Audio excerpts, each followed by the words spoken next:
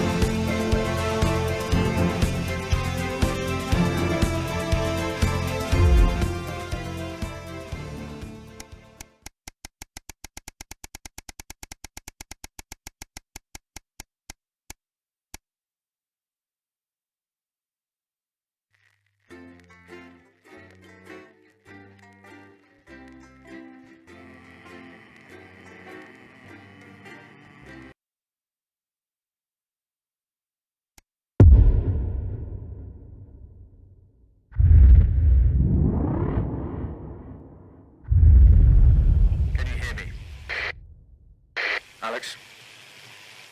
Are you receiving? This is Alan James. The revolution starts tonight, Alex, and we need your help. Throughout this broadcast, we're going to ask you to do things that will directly help with this mass protest. I'll be talking to you regularly tonight, and I'll also be hacking in when I can. Please help get our message out. We're on the verge, Alex. You've always been fair and balanced in your approach to us. With your help, we can tip the balance in our favour. If you play our tape at the second break, that's when we think it will have the most impact. It's on your right. By a chance to see the very last episode of Just the Job. So what? How's he doing? How should I know? What, you haven't heard from him? He's a wanted criminal, Colin. So's my nan, but she never misses her birthday. Your grandmother's on the run, Colin. Yeah. Armed robbery, resisting arrest, double homicide of the same bloke. She's right laugh. I hope he's alright though. No, he's got this far, and your brother was fine. Going in 10 seconds, everybody. I wonder what they're doing to him. Annoying him, probably. Not probably, definitely. Going in 5, 4, 3. Good evening. This is the National Nightly News, broadcasting across the territories. My name is Megan Wolf. Our top stories tonight. Future legend. It's been 40 days since Disrupt conducted multiple attacks across the territories. During the coordinated action, subsequently dubbed the Night of Fire, emergency services were kept busy at the agricultural centres, while a series of covert attacks were carried out freeing political prisoners, including former newsman Jeremy Donaldson. Nothing's been heard from the missing journalist since the violent Disrupt attack on his convoy 6 weeks ago. Donaldson was on his way back to Betterment after his notorious court appearance. All of us here at Channel 1 hope that wherever he is now, he's safe. Food, glorious food. With the last of the menu centres opening in territories 5, 8 and 14 today, Advance confirmed that the programme is now in full operation, providing free food for every citizen of the new future. What started as rationing during the 20-week war has blossomed into a social contract that is the envy of the unawakened world. Jack Tractorpants, spokesman for the menu centres, said today that while they can guarantee the contents of every box is nutritious, the actual quality of the meals you cook depends on whether you have a touch of Chef Jordan Rankley or the culinary skills of a professional footballer. If I were a rich man. Problems in territories 11, 17 and 22 today as striking bosses attempted to undermine their new economies. With seemingly no awareness of irony, the former CEOs and MDs have come together to form the Wealth Creators Union, with demands including a return to 150% bonuses, private jets and mandatory grovelling zones. Advance have been quick to respond, saying if they would rather quit their cushy jobs to become nurses or teachers, they'll earn significantly more than they used to pay their own workforce. Thus far, no one has taken up the challenge. Some fun now. Signs of ever more resistance to Advance's radical policies today, as popular resistance movement Disrupt extended their reach further across the territories. The organisation's emblem appeared in every major city across the territories last night in a well-coordinated publicity stunt, which has seen them dominate the headlines. Asked about the impressive display earlier today, Disrupt spokesperson Alan James said that the movement was reaching what he described as a critical mass. A poor choice of words given recent history. And a few stories we've been following for a while reached their conclusions tonight. Swing low, sweet chariot. The national outbreak of low-hanging testicular syndrome has been finally traced back to the activities of Rimington's Fist. What had at first seemed like a booming success for Sophia Rimington's pet project has ended uncomfortably for men throughout the territories. A slightly tipsy Sophia, who resigned this morning, commented that the men should stop whinging before driving off so quickly that one photographer's foot and both of his nuts were run over in the kerfuffle after falling out of the bottom of his trousers. A painful end to a difficult reign for the youngest female CEO in history. Pass the salt. A concerning end to the tale of the trapped academics of Dante's Taint, as an image transmitted to the surface seems to show them cooking the captain of the rescue craft. After public indifference led to the mission's funding being slashed, Captain Audrey Aerospace was forced to wrestle the hastily constructed vessel through treacherous caverns to reach the stranded scientists. But on arrival, she found she hadn't been given enough fuel for a return journey. So it seems with their fate sealed, the shipwrecked scholars have reacted in the only reasonable fashion. Let's hope they've got enough croutons to go with their sailor suit. Man United, they're happily ever after for Johnny Hamsleeves and partner and former teammate Eric Justin, who finally tied the knot this week. Speaking as the pair headed off for their honeymoon in Territory 15, Johnny acknowledged that there would be many in the football world who wouldn't accept his choice of partner. I think it's time people grew up, he said. Some people are ginger. Get over it. All that, plus we'll be taking a trip to Dangley Parks for the notice board, as well as getting a sneak peek at the hottest ticket in town. That's all coming up on tonight's National Nightly News.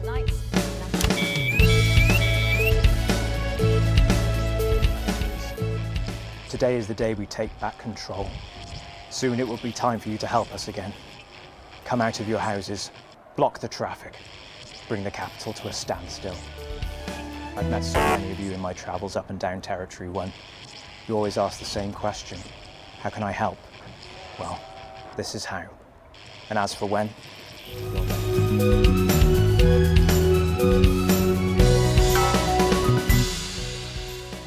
But first, I'll tell you, look at them over there. fine leader and a great man. The start of tonight's programme is dedicated to remembering and celebrating the life of Peter Clement. Patrick Bannon is live from Parliament Park, where Julia Salisbury will be breaking ground on what will soon be a memorial garden in Peter's honour. Patrick. Listening to that old bitch lying through her teeth about missing that poor bastard. Patrick. I don't know what I'm going to do. We're live. Because I'm not being funny. Things were better with Peter, weren't they? Patrick? They were, and I don't mind saying it. They were, because he held her back. But now there's no stopping her. Hello, Patrick, we're But live. of course, can't say that, can I, Francis? No, not with public ownership. No, with public ownership, you can't say anything these days. She's lost it, mate. She's completely off the rocker. I heard from an aide that... Hello, Megan, you join me here live from the what? Hello, Megan, you join me here live from the what? Oh. We've lost some signal there for a moment. Well, we will be going live to that groundbreaking ceremony just as soon as we can get Patrick back. Meanwhile, let me just say, I think the memorial gardens are going to be gorgeous. I've had a sneak peek at the designs and Alana Marsh has done a fabulous job. Oh, OK, all right, it seems like we have got the signal back. We can now go live to Patrick Bannon in Parliament Park. Patrick. Thank you, Megan. I'm Patrick Bannon, and we are indeed live here. Apologies for the technical difficulties there, but any moment now, Julia Salisbury will step out on stage behind me. Alex, Bozeman here. The boys in editing have just informed me that the eulogy footage isn't fully cut together yet. You're going to have to do it on the fly. For goodness sake, make sure you make it look good. Slowly gathering since this afternoon. This is Alan. You can undermine them here and help us win hearts and minds. Make him look bad, Alex. Really bad. And it seems like the ceremony is getting underway. Here is Prime Minister Julia Salisbury, the picture of elegance, to begin her address. Good evening, fellow teammates and friends. 500 days ago, all of our lives changed irrevocably.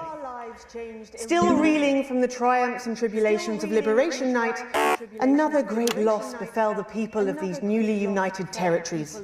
The loss of a leader, a statesman, a dear friend, and a hero. Peter Gordon Clement. Peter's death at the age of just 62, of course, announced by the team on the 24th of December, just 6 weeks after Liberation Night. Born to a working-class family on a housing estate in Rotherham, Peter first trained as a carpenter before getting his start on television. First moving and building scenery, and then developing into the personality that we all knew and loved so much. Just the Job first hit our screens over 25 years ago, running for 11 series, winning multiple awards, and charming audiences up and down the country.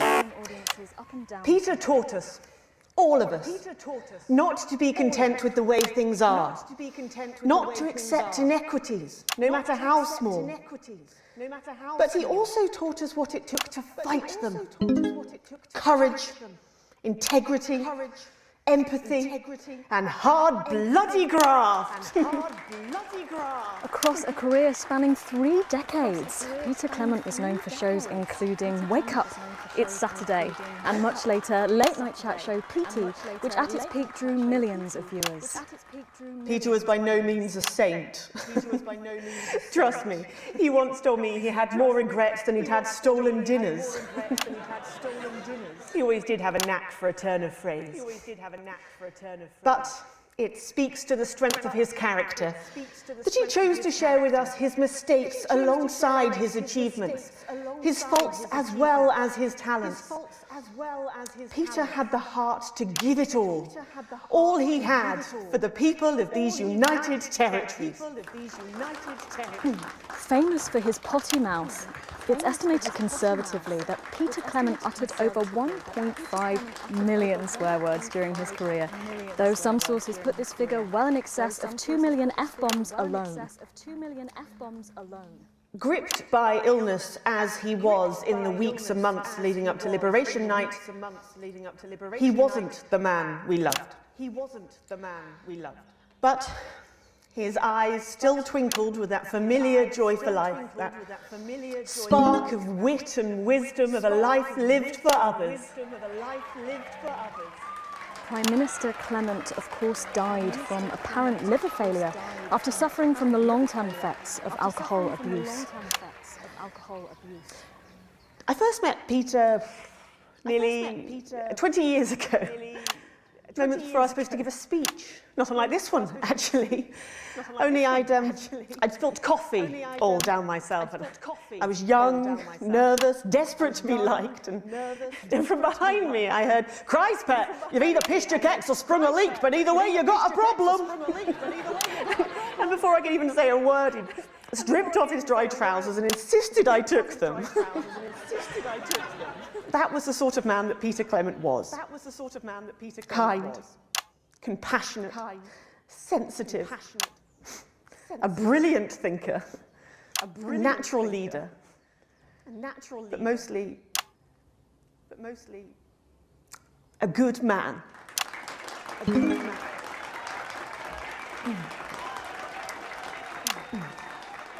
This glorious and new, this shining beacon of Thank you, Alex. equality and There'll be another humanity opportunity to steer public perception soon. It's really starting. You'll know when. Despite his accomplishments, the future he forged, the boundaries he pushed, to me, he'll always be the man in his pants cheering on a stranger at the back of the conference. It is my great honour to give to you the Peter Clement Memorial Garden. Shall we see if we can get a countdown going? Everyone with me? 10, 9, 8, 7.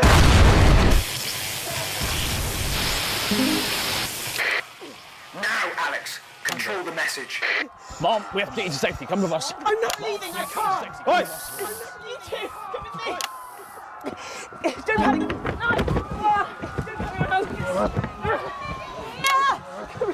You're gonna be okay. You're gonna be okay. What are you doing? I'm not resisting! You all saw! Not resisting! I am the Prime Minister, and if I give you an order, you will damn well follow it. Do you understand? The right to be here. Understand? Yes, Mom! Keep your eyes open. Look at me, look at me. Stay with me, help me stay with me. We've got you. Anything? Yes. Medics are coming. You sit down. No, I can't hear you. I'm from the National Nightly News. I need help now! Please, stay with me. Julius Goldsbury! You were guilty of the murder of more than 10 million people! Target armed. Haven't you done enough? Look around you. This is what your precious freedom looks like, is it? Oh, God, no. Take to the streets, the time has come. Stop fires, break windows, draw them out. They can't stop us all. Resist, distract. Lower your weapons. Mom? No, you What are you doing? Come on! Will you turn that off, please, sir? I said, please turn that off. Please turn that off. Shocking scenes from the capital there, exclusively on the National Nightly News, and our apologies to any of our viewers who might have found this evening's events upsetting. But at the National Nightly News, we believe in bringing you the raw, unedited truth as it happens. And we make no apology for that. We'll update you on the latest from this disrupt attack later in the programme, but when we come back, it's time for happier pursuits, and you know what that means by now. Don't go away. We'll be back after this. We'll be back after this. Does anyone know if everyone's safe? That didn't go so well, Alex. But we can turn it around in the next segment. I've got a special going out becoming a weekly event. business deal. It's different tonight. I say now, I'm down an alley in a dumpster, but that doesn't matter. I found outside. They've only been used once. I've licked them clean. You can get knives too. Buy a fork, get a knife. Get a knife, buy a fork. Forks, knives. We don't have spoons. It's Crazy Neil with another steal of a deal. We got sticks. We got sticks that do tricks. We got an evil child. This is my young niece, Felicia. Small, nimble, agile. She can get through a dog flap, cat flap, rabbit flap, rat trap, mouse trap. All you gotta do is feed her once a day. She'll eat anything. Scraps, food off your plate, food out the bin, dog food. This is a steal of a deal to have a family member stealing for you. By Crazy Neil. We got sticks. Buy our sticks. Buy our motherfucking sticks. We've got empty toilet rolls. Some are crushed, some are squashed, some are ripped up, some aren't even cardboard. Some of them are just grit in a bag. We'll beat you in the Alex, sticks if you come during this next section, a cameraman working in the newsroom who's one of us is going to get a coded location out. We don't know yet which camera he's on, but if we find out, I'll let you know. Just keep your eyes out for the fist and try and keep it on the air for at least 5 seconds. Our operatives will do the rest. Come on down. It's Crazy Neil with a begging appeal, because there's been no deal for Neil. And have a crazy time at Crazy Neil's going out of business deal of a deal. Sticks, you hear?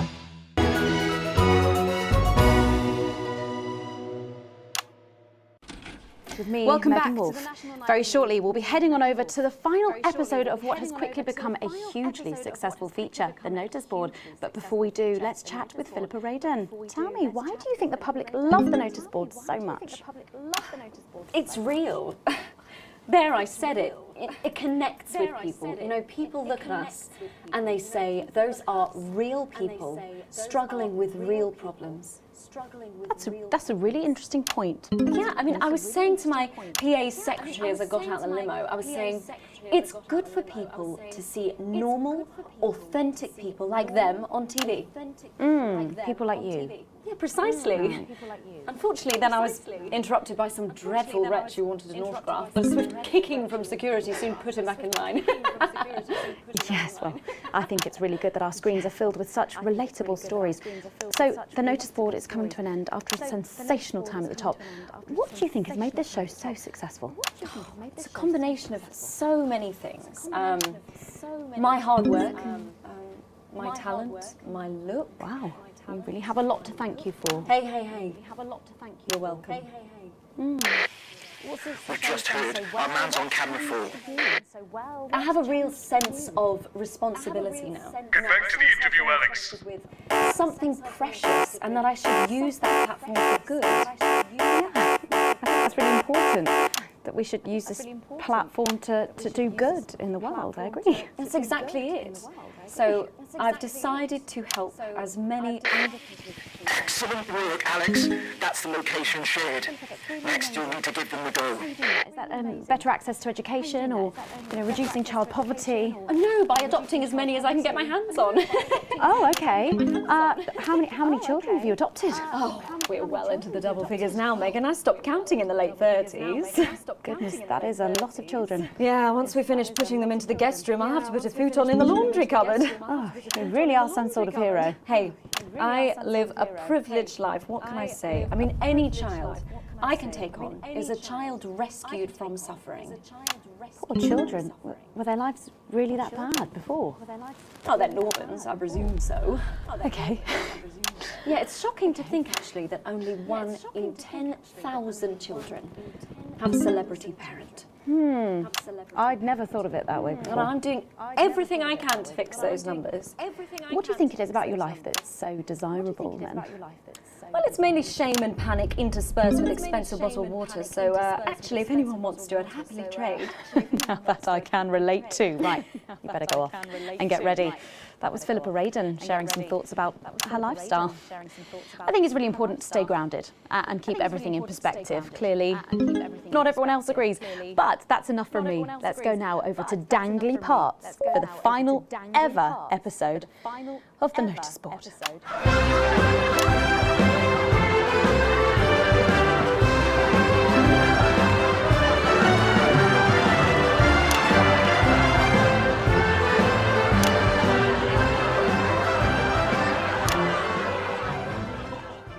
What a day!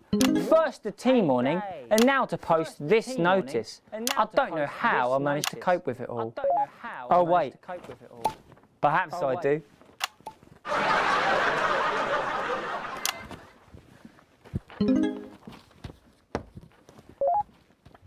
Oh!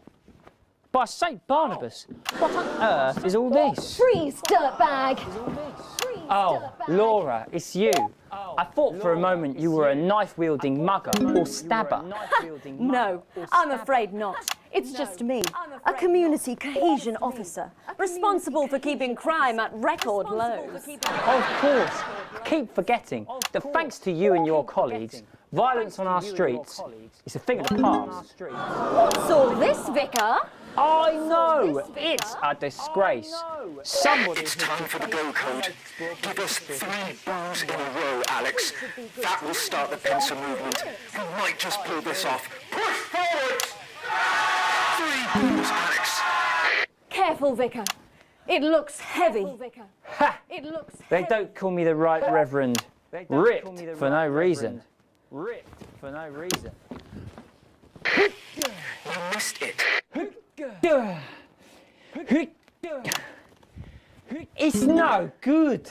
It looks like all those crucifix classes were a waste of time. Perhaps you, a young CCO, would be able to move it. Oh, you're fucking us, Alex.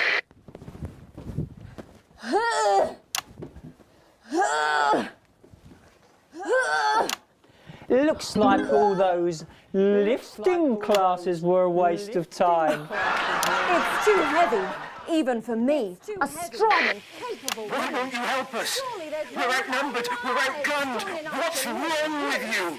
Did someone call for the best firefighter in town? Hi! Well done, Captain Evans. You're so much stronger than us. Especially me, the weak old man. It's the least I could do for my community.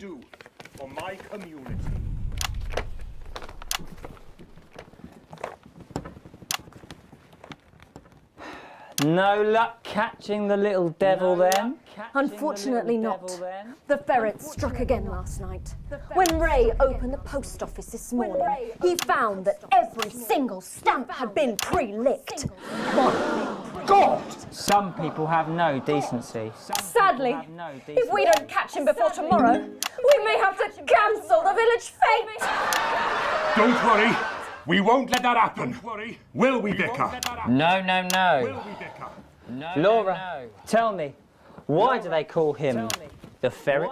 Some say it's because of his sneaky nature. But really it's because whenever he strikes, he always leaves behind the foul stench of urine. Never fear, officer. We'll catch this pissy nuisance and save the village fete. Or my name's not Captain Danger Evans. The community cohesion team are doing their best, but they simply don't have the smarts to solve this mystery. But I know someone who does. Someone who's about to blow this thing wide open. Me! Blackout!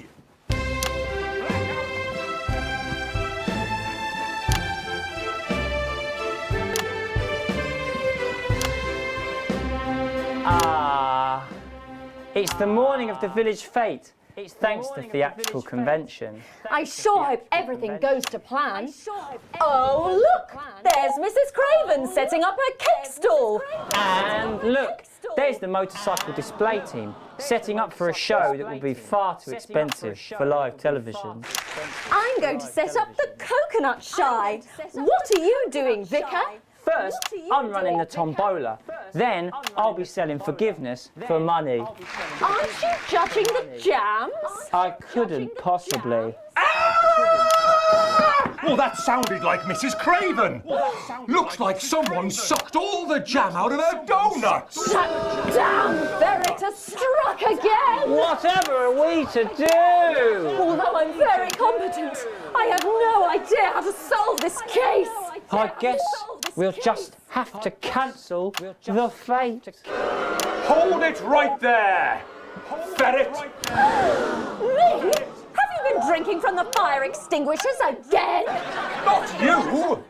The Vicar! I don't know what you're talking about. Admit it. You wanted the village fete cancelled so you could have the day off, didn't you? I already have to work Sundays. I shouldn't have to work 2 days a week. But how did you know? Well, my first clue was the smell. Yes, I do smell of urine. Next, I noticed that the vicar's tongue was particularly dry, almost as if he'd been licking thousands and thousands of stamps. Or perhaps eating Mrs. Craven's baking.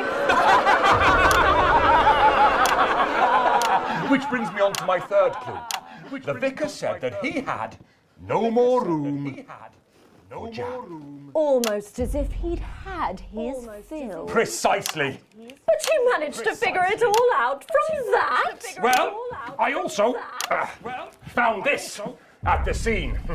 That proves nothing. No! Get him out of here, officer! You did it, Captain. You could say you ferreted him out. Hey, come on. Let's go and have a party in my massive garden. I am doing well. Thanks to you, we're all doing well.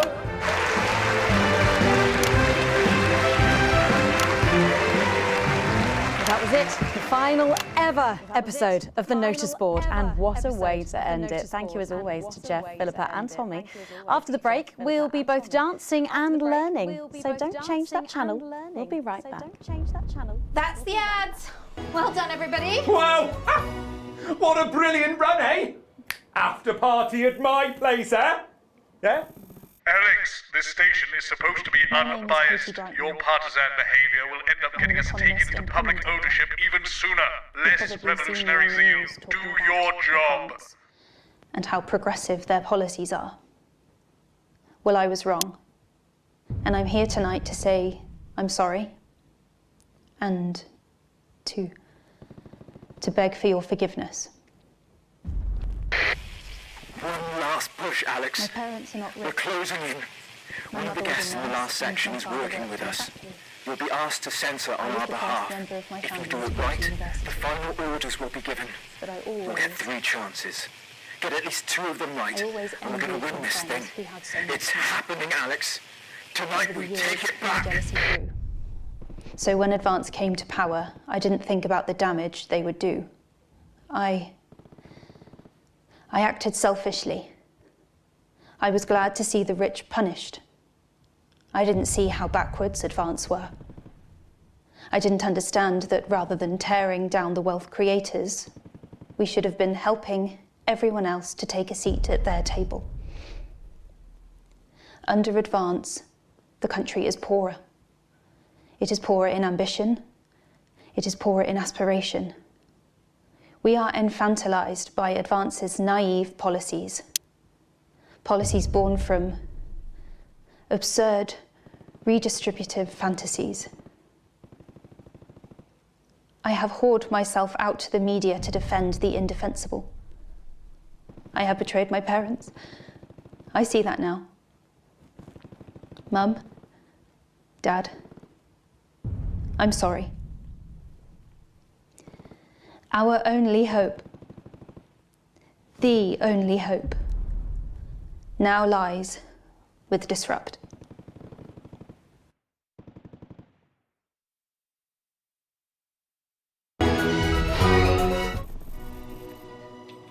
Welcome back to the National Nightly News. Later in this segment, we're hoping to be able to go back to Patrick Bannon at the scene of tonight's shocking Disrupt attack. But first, I'm delighted to be joined by the cast of the smash hit musical everyone is talking about. I'll be speaking with the cast in a moment, but first, let's take a look at them in action. Please give a warm National Nightly welcome to the Novaries. The Novaries. Hello? Doctor? Yes, I see. Thank you for letting me know. I have a decent life. I'm a happy, loving wife. And my job is well paid and fulfilling. I have a husband, John. He's due home soon, won't be long. And I have to tell him something that is absolutely chilling. We share coffee in the morning, and we make love every day. We take time alone together to talk and laugh and play. We prioritize our needs. We do charitable deeds. But the flowers of a happy life are now beset by me. I'm home. Oh, darling John. Oh, dearest John. There's something very wrong. I've just had a conversation with our doctor, David Wong, so please be seated. This news will make you feel defeated. The scans revealed a lump. You poor unlucky chump. Is it cancer? Worse, oh, John. We're having a baby. How can this be? Oh, woe is me. Why has this happened to me? I always wear 2 condoms for the maximum of Safety in our tiny flat. We built a peaceful habitat. Now our lives are fucked. We're having a baby. Now you can't have any wine at book club. And there won't be any time for foot rubs. Now your hair will stink of weed. And you'll start to disagree. And forget about that holiday in Territory 3. No more waking up at 10:30. In fact, you're never going to get a good night's sleep again. No more snap decisions to go on to a club. You'll be lucky if you even make it out to the pub. Why can't we be more like our gay and lesbian jobs? The only glue they have to deal with comes from personal bums. Now when I take a sick day at home, the parasite won't leave you alone. How he's wrong! We're our top priority. I look after you, And you look after me. Ain't no trouble and strife. We got a childless life. No one wails and no one bores. No one draws things on the walls. A happy husband, A wonderful wife. we got a childless life. We're having a baby. We're having a baby. Changing nappies daily. We're having a baby. No more weekends by the coast. Now your kid is uppermost. It's more than a passing craze to have Child's days. We're having a baby. Food and drink thrown everywhere. Death trap toys at the top of the stairs. Every parent prays to have a child a baby. We're having a baby. No more smiles and no more. We're having a baby. 18 years on Bill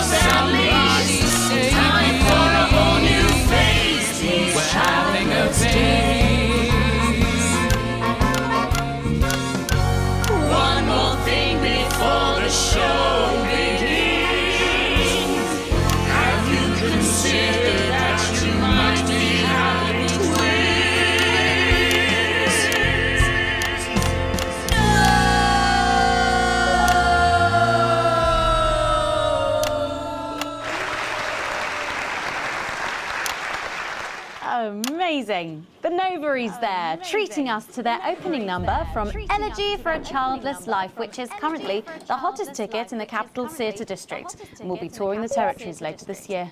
Right then, come on you guys. Come on down, let's go, don't be shy. Hello. Hi, Megan. Hi. It's an honour to be here. Oh, really? Are you fans of the show? Yeah, used to be. Well, listen, let's get stuck in. Your amazing musical. Now, I mean, not only do you perform this show every single night, With matinees on Wednesday and Saturday. right, but you're also the show's creators, am I right? Well, everyone contributed their ideas, and then some of us went away and did the actual work on the script. But no, it's very much a team effort. Oh, that's fantastic. How rude of me. I've not introduced any of you. I'll be the one being replaced next. Let's go down the line, shall we? Hi, I'm Jack. Hi. Jim Blunt. Pleasure to be here. Jennifer Boreham Woodley. Hello, I'm John Sapley. Used to be in the business professionally. My name's Jill, with a J. And I'm Janet. I'm the youngest. That's incredible. And you were all friends previously. I mean, what a coincidence, right? With your names beginning with a J. With your names beginning with a J. Oh my goodness, guys! Our names all begin with J. How have we never noticed that? Because you haven't typed them out 1,000 times?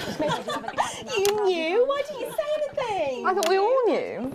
It's bloody obvious, isn't it? I just thought we were doing a funny thing where we never mentioned it. And I believe, as well as being friends, you're also couples in real life as well as in the show. Well, not exactly. I'm not married to him. I'm with Janet. And I'm with John, you lucky bean. Jim and I are married. 4 fabulous years. Oh, that must make for some confusion in the rehearsal room. Well, you should have seen the first draft. Jen decided that Jack would play Jim, I would play Jack, Jen Janet, Jill Jen, Janet Jill. What about John? Well, my character was originally just called My One. It was allegorical. It was very confusing. Not for a professional. After much toing and froing. And gnashing and wailing. And gin and tonic. We decided that we'd just use our own names, which is less truthful. We're also less likely to go into the wrong dressing rooms. Oh, God, yeah, that would be very embarrassing, wouldn't it? Of course, when I first wrote it, we were only meant to run for a few nights at the Memley Village Hall, but when I registered it with the Department for Culture, it caught the eye of someone high up, and before you could say overnight sensation, we were transferring to the capital. It's all been a bit of a roller coaster, really. I'm only 19. I'm the youngest. You really don't have to repeat that. I had to give up my job as a mortuary technician. Well, yes, we all had to move to the capital. I love that job. It's been a very turbulent time. So peaceful, no singing. So peaceful, no singing. This piece isn't political. Stand by, Alex. Censor the orange. It's about children and why you shouldn't have them. In a way, I guess it is political, with a small p. After all, we are a solid unit, and eagle-eyed audience members will see we nod our heads to advance on stage throughout, and we target the messaging at women aged 22, well, about 35, as they're the most likely to be afflicted by this terrible problem. Terrible problem. Having children. You understand, Megan. You clearly agree. This isn't about me. Of course, we see that there are advantages to a family unit, but eagle-eyed couples watch as the little parasites advance on their lives, and there's no time to play the guitar, get through a book, or watch a movie. They're exhausted, passed out on the couch by 20 to 9, for God's sake. Very chatty tonight, dear. Usually I'm the chatty one. Because you're the youngest, we know. It's not a badge of honour, Janet. Janet, please, Jennifer. Oh, well said, John. Thanks, Janet. Got you back. So could you just tell us what is the play about? What happens in it? Well, go ahead. It's a tragedy, obviously. Jennifer, myself, and John have their child, and then the story charts the downfall of their hopes and dreams. And there's lots of singing. And dancing. A lot. My character works at a menu centre for a distribution unit. Eagle-eyed, she sees her friend's rapid advance to a pit of despair. Becoming a target for children's TV advertising at the age of 22, she decides to take drastic action. I can't really say more, though. probably said too much already. Yes. Let's not spoil the second act for anyone who might come to see it. Which should be all of you. For too long, we've been told that a life without children is somehow incomplete, that children are a blessing. Well, I've done the research, and they're not. Besides, there's already loads of bastards running around all over the place, so... We just want people to have the option of a happy, child-free life without stigma. You know, when I was 14, before I had come out, I had an experience with a girl called Julia Jacobs. She was an experiment, I guess, you know, a chance to dip my toes into the... Fascinating. Well, thank you so much for coming in tonight. I really hope you keep them dancing in the aisles for many performances to come. The Nobles there. And I am pleased to say we can now go back to Patrick Bannon to get the latest from the scene of tonight's horrific events. Patrick, are you okay? Thank you, Megan. This is Patrick Bannon reporting from the scene of tonight's devastating and symbolic attack this evening. An attack which I myself have found myself caught up in. I'm still a little dazed and a little deaf, Megan. So I hope you'll forgive me if I seem that it's time to speak with the Prime Minister.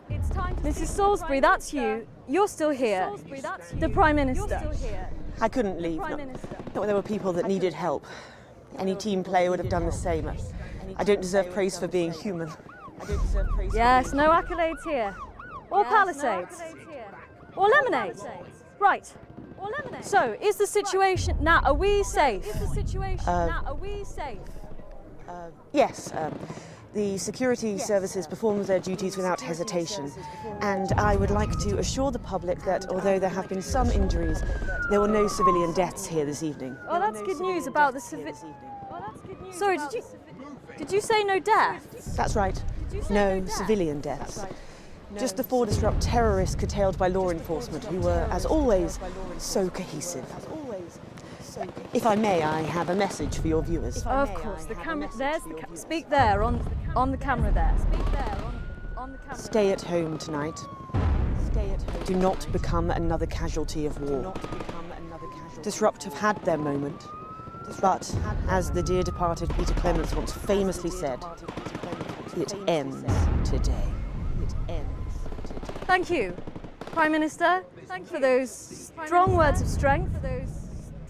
Back to the studio. Megan, now in the studio with Megan Wolfe now. Patrick Bannon there, bravely reporting from the front line of tonight's horrifying bombing. Maybe you need to get checked out, Patrick. Well, that brings us to the end of tonight's National Nightly News, but before we go, one final thought. Throughout the programme tonight, we've been receiving reports of disruptive activities throughout the territory. Coordinated attacks, these terrorists are attempting to undermine Advance's vital work. However, sources at team headquarters have told us that this acid revolution was not only predicted, but allowed to happen. Our government have lured Disrupt out from the shadows, and they are not the overwhelming force they would have you believe. The military have been actioned, and well, it's pretty scary out there tonight, so stay at home and stay with Channel 1, because the team has assured this programme that the turbulence will soon be over, and we can once again focus our minds on building a new future with equality, fairness and resources for all. My name is Megan. Let's make tomorrow better. Let's make tomorrow better. And we're out. I threw up a bit. Damn it, Alex. Tonight is the beginning of the fall of Advance. Fighter jet, 11 o'clock. Charges brief, sir. Mission to detonate. Permission granted, old friend. We are going to detonate. Look out your window, Alex. See what you help make happen. She's coming down.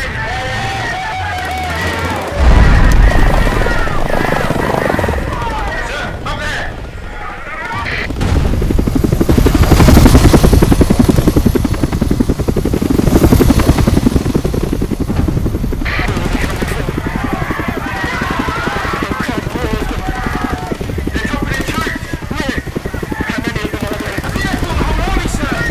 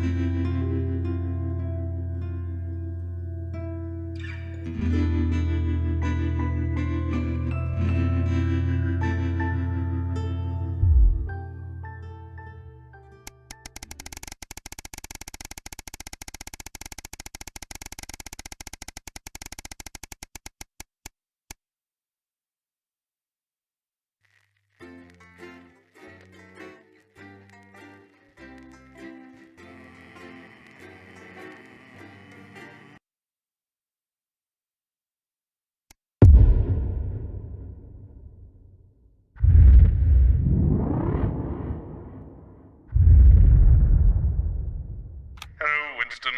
I've checked the schedule for tonight. Nothing particularly important to report, but I'm sure you'll manage to find some new way to disappoint me. Still, at least my daughter's in for Advance's new initiative.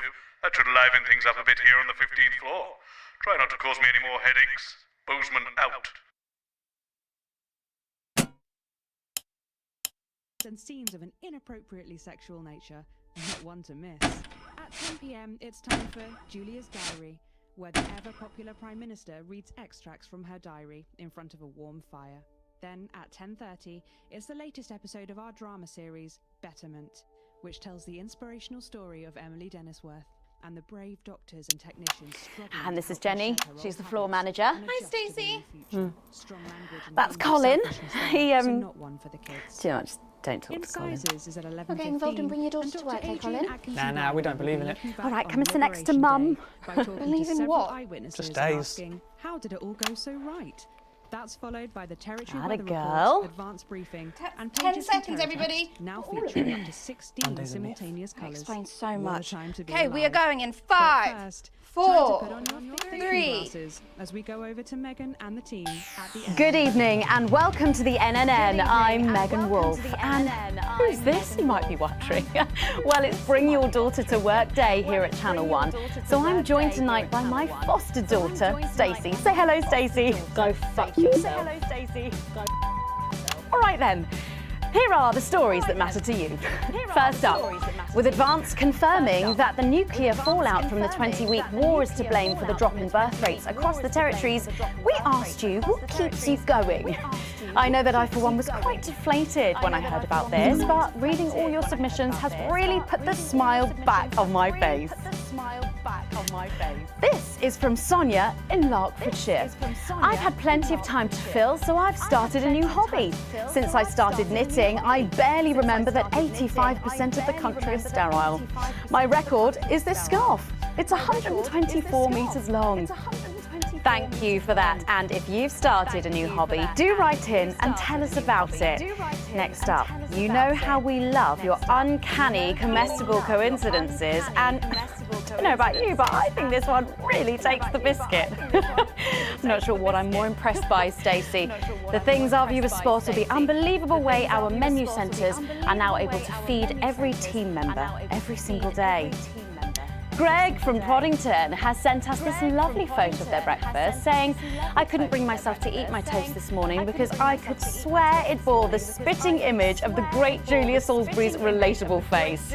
So I had to make do with a plate of butter and 2 spoonfuls of jam. Do keep those coming in. Can you have a go?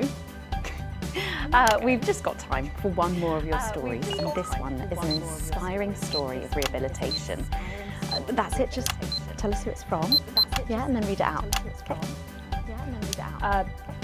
Apparently, this is from Sherry Intendant.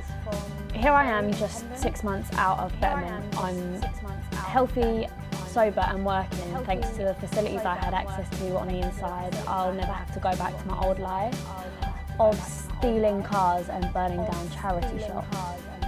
I just wanted to share. We absolutely love hearing the way our neighbours and team members have been able to become better teammates. So do let us know your stories here. You can do this bit, Stacey. No, you're right. Come on, give it a try.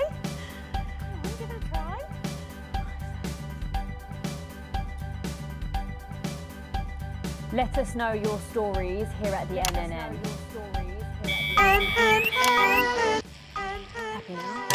Right, bit of a change of pace coming up here. You'll need to use the SFX button for the next segment, but Advance have already selected when and what to use. Simple stuff. Just follow your government orders.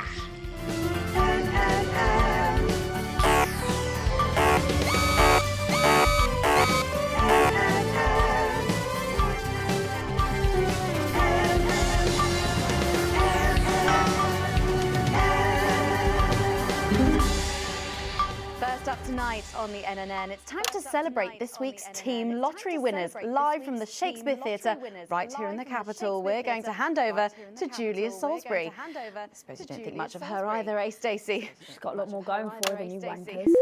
Okay, surprising vote of approval there from Stacey.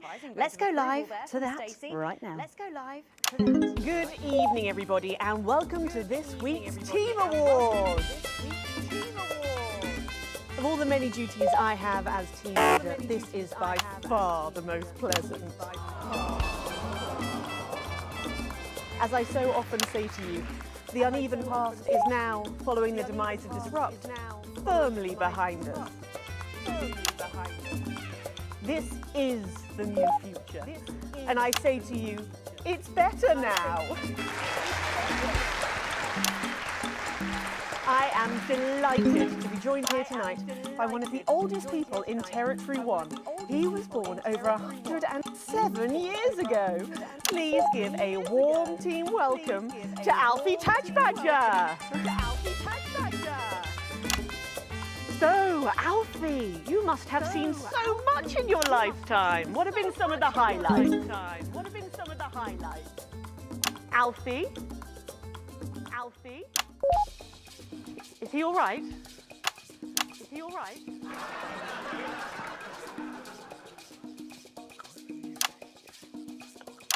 His hearing aid isn't turned on. His hearing aid isn't turned on. Could you turn it on?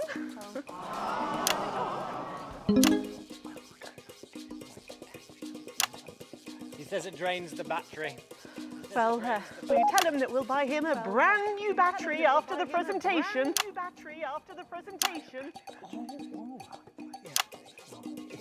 Yeah, he says that's fine then.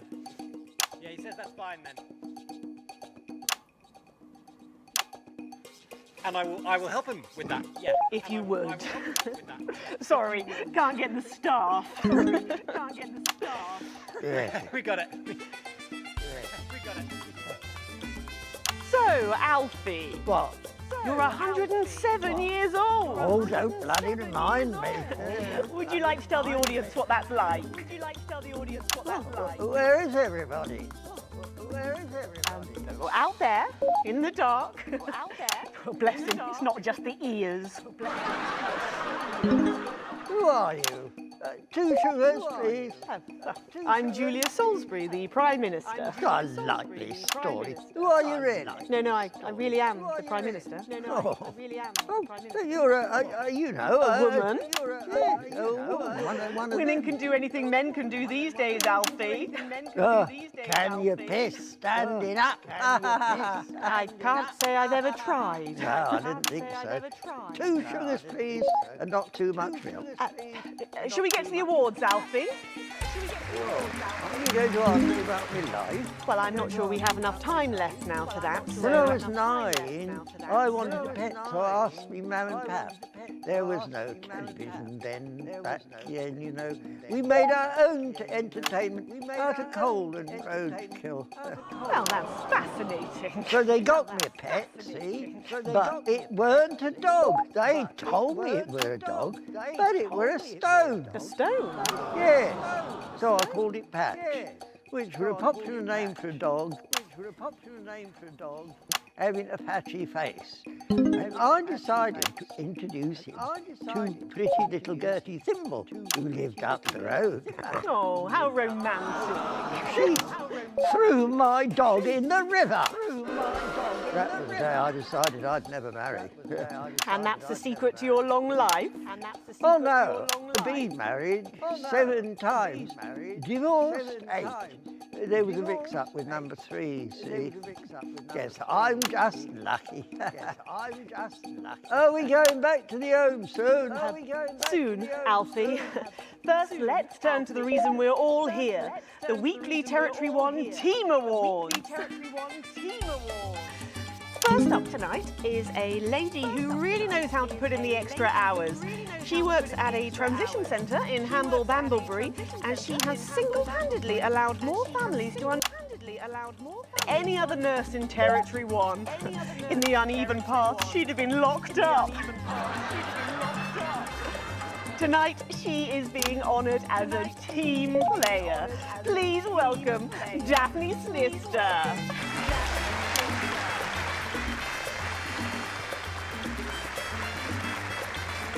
Are you here to change me? Just give her a medal, Alfie. There's a good boy. Doctor, I mean, 2 sugars. And don't... I think you're supposed to give me one of those. Well, There he goes, look. I can't get the arms up any higher than that. Thank God those fractious times are behind us, and now the territories are thriving. Are we in? As the actors said to the bishop. Yes, thank you.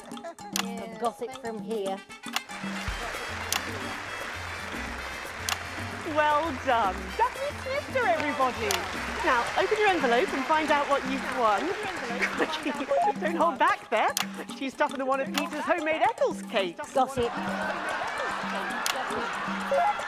I've won a holiday for 2 in Territory 15. Used to be called San Palmerino, didn't it? I believe it did, yes. Why couldn't we have stuck with that then? It's easier to remember. We're all one nation now. Hang on a minute. Isn't it still on fire? Daphne Snister, everyone. Snister, everyone. James, I've been in these wide fronts for 3 days now. We'll get to that, Alfie. Next up tonight is who, after a rocky start losing their family's ill-gotten gains to the Assets and Wealth Act, have really embraced the new future, setting up a community farm and petting zoo in their local area for all the local children to play.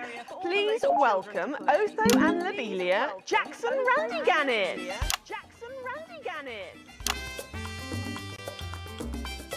Medals, Alfie. Medals.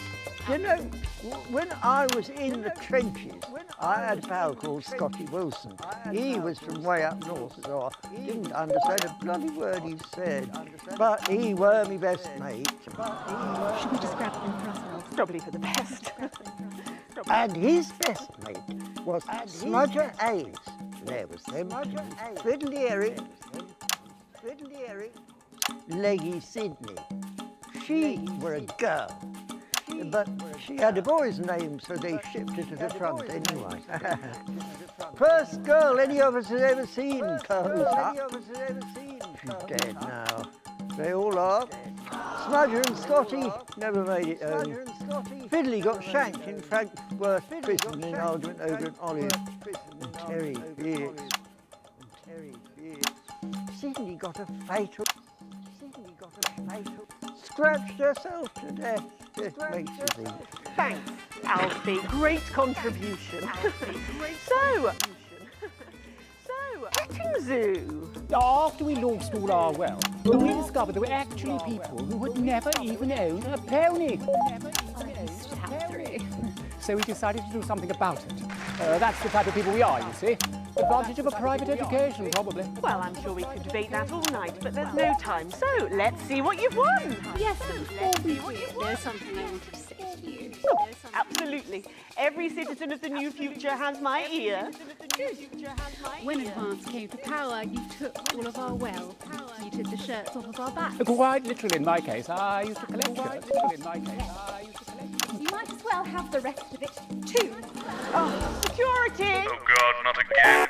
I've said it once, I've said it 1,000 times. Pennies in the news are not good bedfellows. Keep those flappy bits off my channel, Alex. Tad better. And you are? Tad better. Oh, no. Got to go! That is it all. What would you call me then? Oh, actually, don't. Tell him, girl. That's my wife, you know. Oh, no, you don't. You planting pearls with swine, it isn't right. We used to have 3 horses, then Dunderfethel and Hunwell, 2 mangy goats, 1 mongrel dog called Kenneth, and a rooster that would bloody shut up! Can we get this over quickly with, please? As the actress said to the bishop. Oh, here we go again. Hello, Alfie Tansbadger. Pleased to meet you.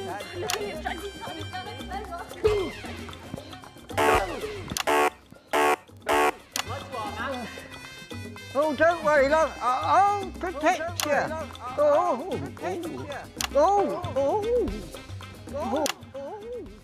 Got a blow bloody nose. You know, this reminds me of when I was in my 20s. The promenade, shining on sea and watching all the pretty girls on the beach. Everything was black and white then, of course. The arcade, and typing in a block of lard to take home to the family. You couldn't buy love. Oh, it was so much simpler back then. Boys were boys, girls were girls, everyone else was girls. There were loads of them, you see. You ate candy floss. You'd hear the music, the pipe organ, drifting over the nearby fields. My mum used to call it the most magical sound. And after giving a particularly loud round of applause. Did you ever go to the circus? What's that, Alfie? The circus.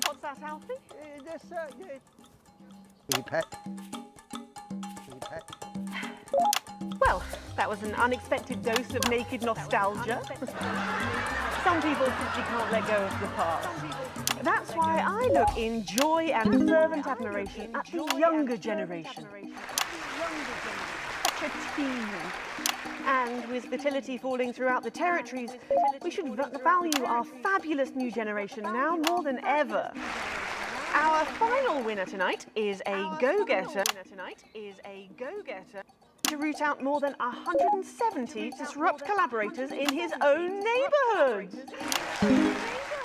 He's gone on to be a senior cohesion cadet leader and organised all of the entertainment at last year's Camp Cooperation.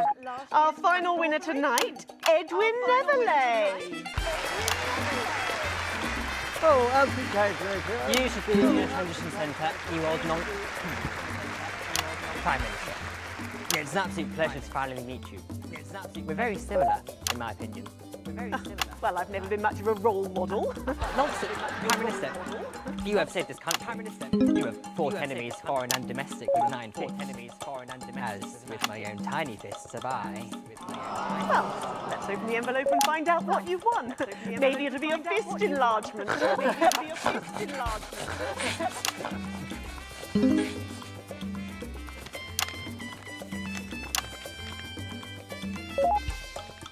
A year's internship as a behaviour coach at Let's show the fools where they went wrong, eh? Well, actually, betterment is about rehabilitation, Edwin. Absolutely. And if they don't reintegrate, we retaliate. Just like you did on Liberation Day. Thank you for this award. David. Report the non-cohesives. B. That concludes tonight's awards. Join me next week when, hopefully, things will be a lot more normal. Back to you, Megan. Prime Minister Salisbury there at a highly eventful team awards ceremony. Any thoughts on this week's winners, Stacey? The nurse was fucking scary, the pretties were saggy, and that little prick will never lose his virginity. Succinctly put there, if a little profane. After the break, we'll be going live to a star-studded premiere. You won't believe who's on the red carpet tonight. Don't go anywhere, we'll be back. And we're out. Oh, Alex, one other... What's that? You're off already? I know you had to take the day off work for Junior, but... Oh, I see. No luck still with Theodore. I'm so sorry, darling. I'll speak to you later. Oh, Alex, completely forgot what I was going to say. Blast it all. Still, I'm lucky to have them. Comic disaster. Lil D. What are you hiding inside your heart? Receiving a mask. What are the secrets of your recent past? How well do you know your neighbor? How well do you know the people down the Hippity Bob. So much better. So much better.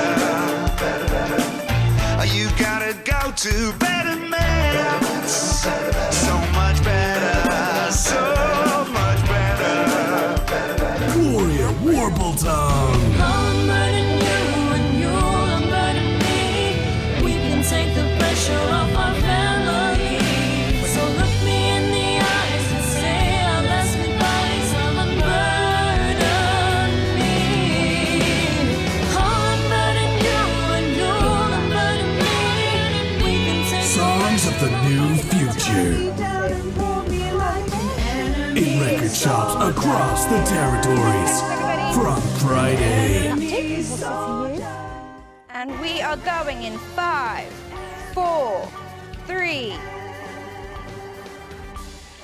Welcome back. Stacey's still here. Wishing she wasn't. Stacey's still here. Thanks, Stacey. And in this segment, we're delighted to have sent Robin and Patrick to the movies. Yes, tonight is the world premiere of The Automated, starring Lawrence Blunderclatch and the late great Helena Canterbury Boatshoe. And all the stars are out tonight. We first covered this film almost 5 years ago, back when it was called The Medicated. Then, for mysterious reasons, the film was suddenly pulled the night before its release.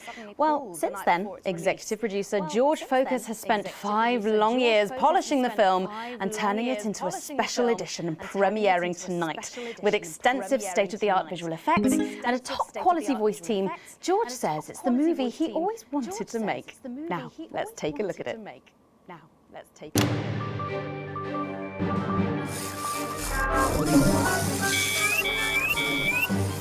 I can't deconstruct it. Captain. I can't deconstruct it. I can't deconstruct it. Robots!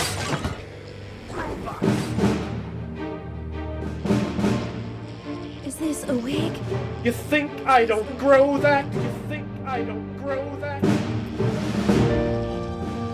No, Dick, I'll kill you. Think of Sat, I'll kill you. There's something on your face, Chief Harrison! Chief Harrison! I wish you were real, baby. Flesh and blood, baby. Captain Quasar. But you're just ones and zeros, baby. If only I'd noticed. Captain Quasar. You rusted, Quasar. but I didn't notice it. Captain. I'm buffering, chick, you said? Got one on you. God damn it, lost it all! Here's a map. What's a map? What's a map? Okay, so head north on Interstellar Avenue, left at the asteroid belt, and a tricky three-point turn at Uranus. What are these symbols? This corner. This is the key. We could shut it down. Yes, yes, we could shut it down. Yes, we could shut it down. But we have to ask ourselves, who are we?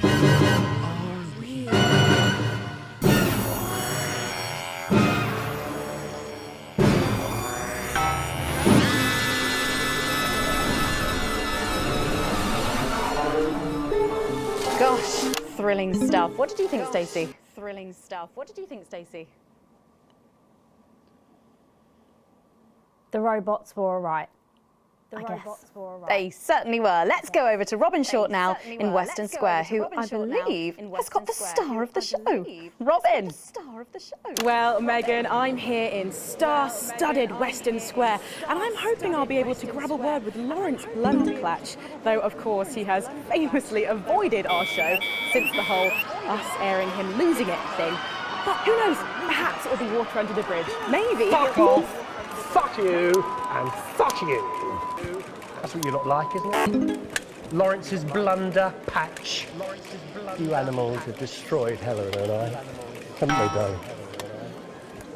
So fuck your questions.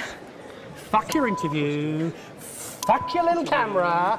Fuck you. Fuck you. Fuck you.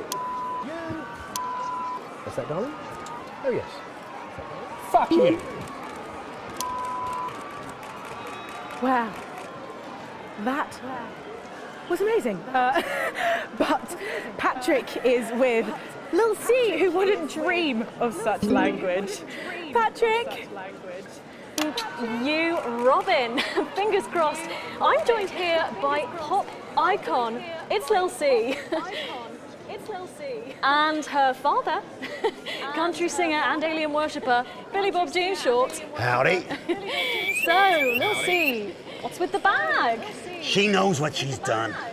She knows what she's Well, done. we love this look. Is it one of yours? No, you know it's not. We don't do that anymore.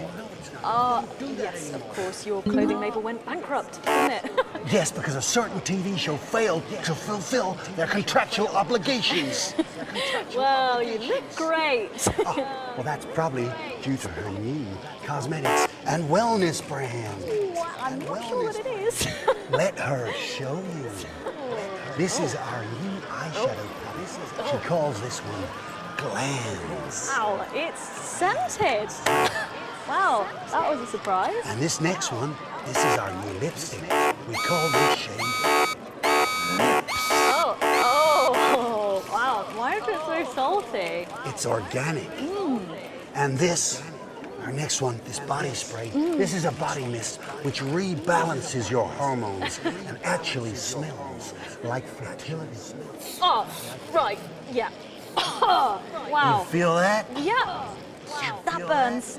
Oh. All this is part of Lil C's new range, straight from my veins. Oh, good lord. Breeze Craglar! So, you're retiring from the music industry. That must be hard. Well, she's way past her prime, Patrick. It was very hard for her to accept at first, but the industry's very, very sure about these things. Very, very sure about it. Well, you sure we can't convince you to release just one last album? We do actually have another album ready, but that's for the label to release in case she dies over the next 10 years or so. Oh, really? Well, given the way she's going, you might get it by Christmas. Well, we better let you get back. Now remember, we need the money. So, she's also available for parties, weddings, funerals, and bar mitzvahs. Well, thank you, Lil C. That's Lil C there. Oh, and it looks like Robin has got hold of Jesus. Is it obvious I'm sweating, Robin? Absolutely is, Patrick. Jesus, I almost can't believe you're here. How have you been? You know, I like to walk amongst the peoples every now and then. It makes them feel close to me. Right, yes. And to be close is to be human. And to be human is to be apart. Oh, that was good, write that down. Hey, Rachel, write that one down. It's good to see you've done so well for yourself. Thank you, my child. You know, I have you to thank for that. If it was never for your show supporting me and my music, I never would have transcended. Now, there are rumours going around that you might be running for office. Is there any truth to that? Yeah, that's absolutely true, yeah. But you're aware that elections have been suspended in the territories? No, I'm not running to be no Prime Minister. Oh, you're not? No. Oh, you're not? I'm gonna be King of the Moon. King of the Moon? Yes. No, sorry. You're running for King of the Moon? No, not running. No. It's my birthright. And does this have anything to do with promoting your upcoming hip opera, Jay's in Space? Hush now. Cynicism so on Moon. Okay. And how long will this last? Will it go the way of last year's Living as a Mouse fiasco? Or maybe your foray into ventriloquist beats? I don't make the moon rules. I merely live by them. So, are you looking forward to seeing The Automated? You know, I don't believe in film. Thou shalt keep thine image still unholy. That's track 4, Jesus Christ Megastar. Thank you for your time and good luck with your new life in space. And with you, my child.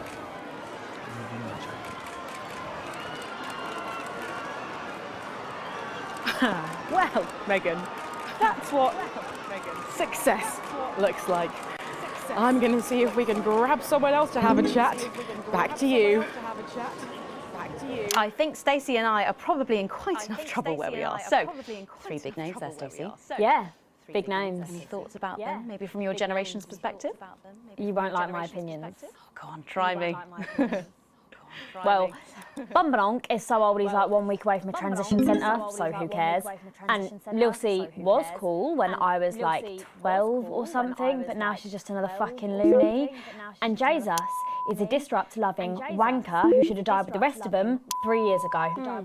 You're right. 3 years ago. You agree with me? No, you're right, I don't like your opinion. But thankfully, we can go back to Patrick now, who has another familiar face to catch up with. Oh, Patrick, what's the atmosphere like there? On the edges of our seats, Megan, except we're standing. I apologise if I get overexcited, but any moment now, we're going to meet with the cast of the hottest new TV show.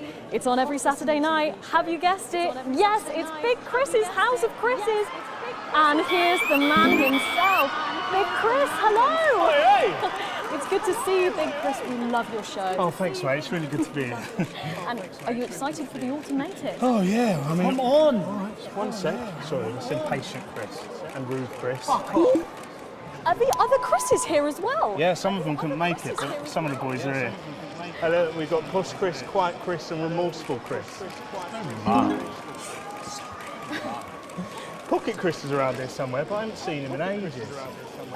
What about Chris Reloaded? Oh no, he's not. He couldn't make it. But Chris 2 Electric Boogaloo's here. Oh Jesus Christ! It's more than Chris. Hello. Oh, have you seen Cardboard Chris? Have you seen Cardboard Chris? There he is. Oi, oi.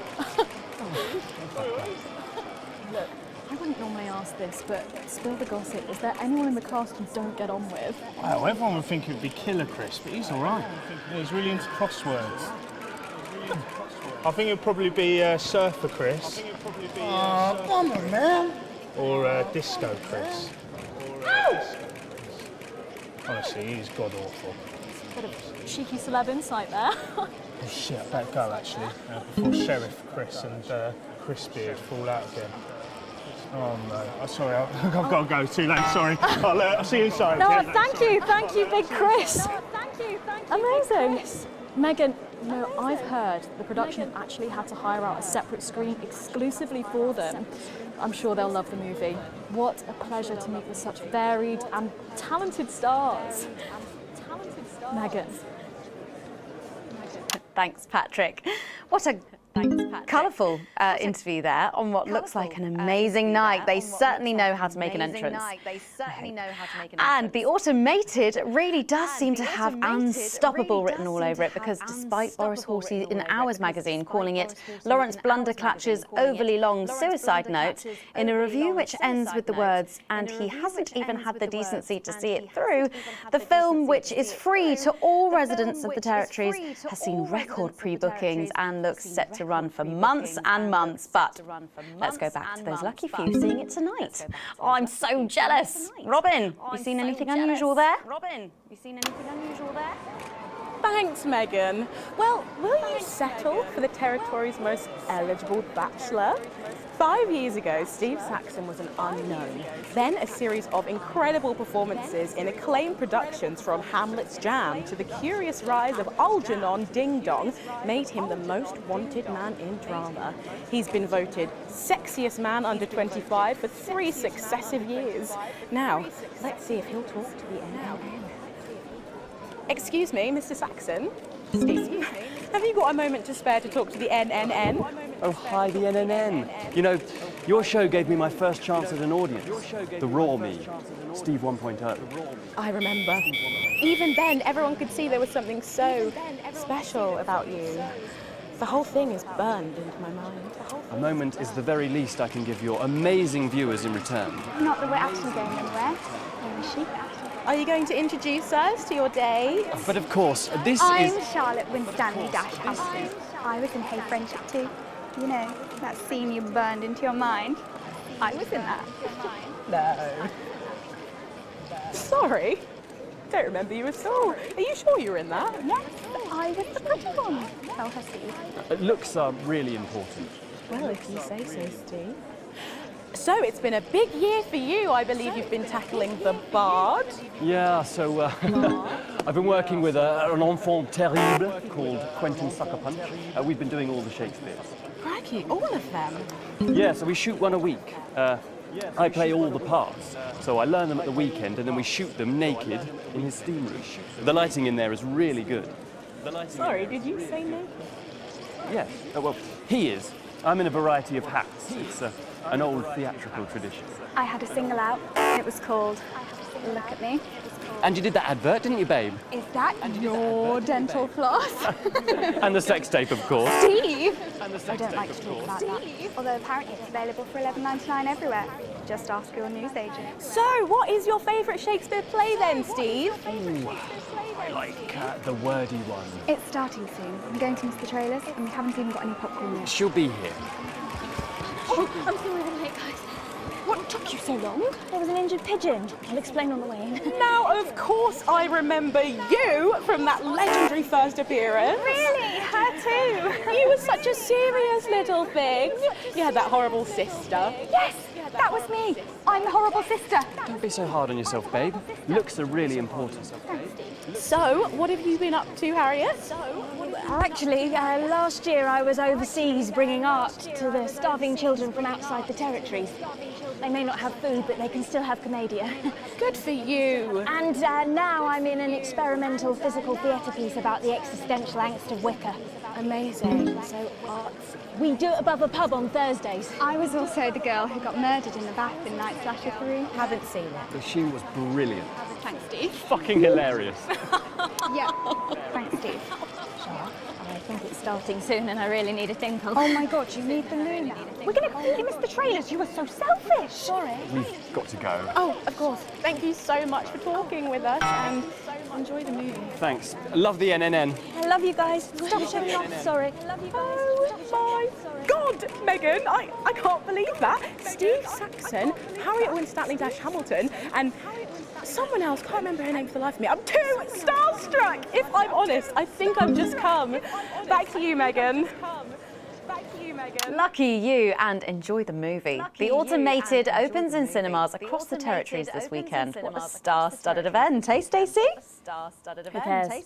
No one goes to the cinema these days. Of course. We'll be back after these messages. I still go to the cinema. Get yourself a video recorder, like the one at the home. A video recorder, it's just not the same, is it? The dreary Right, days better. are over. No uneven The chewing uneven and past chewing all the is way far through. behind What about us. kiss and cuddle The on the back territories row? are Doesn't that happen expanding, with anymore? countries queuing to add In their public. voices to the warm symphony of the new future. Nothing's wrong with It's an me. exciting time. Feeling But better? there's one thing missing.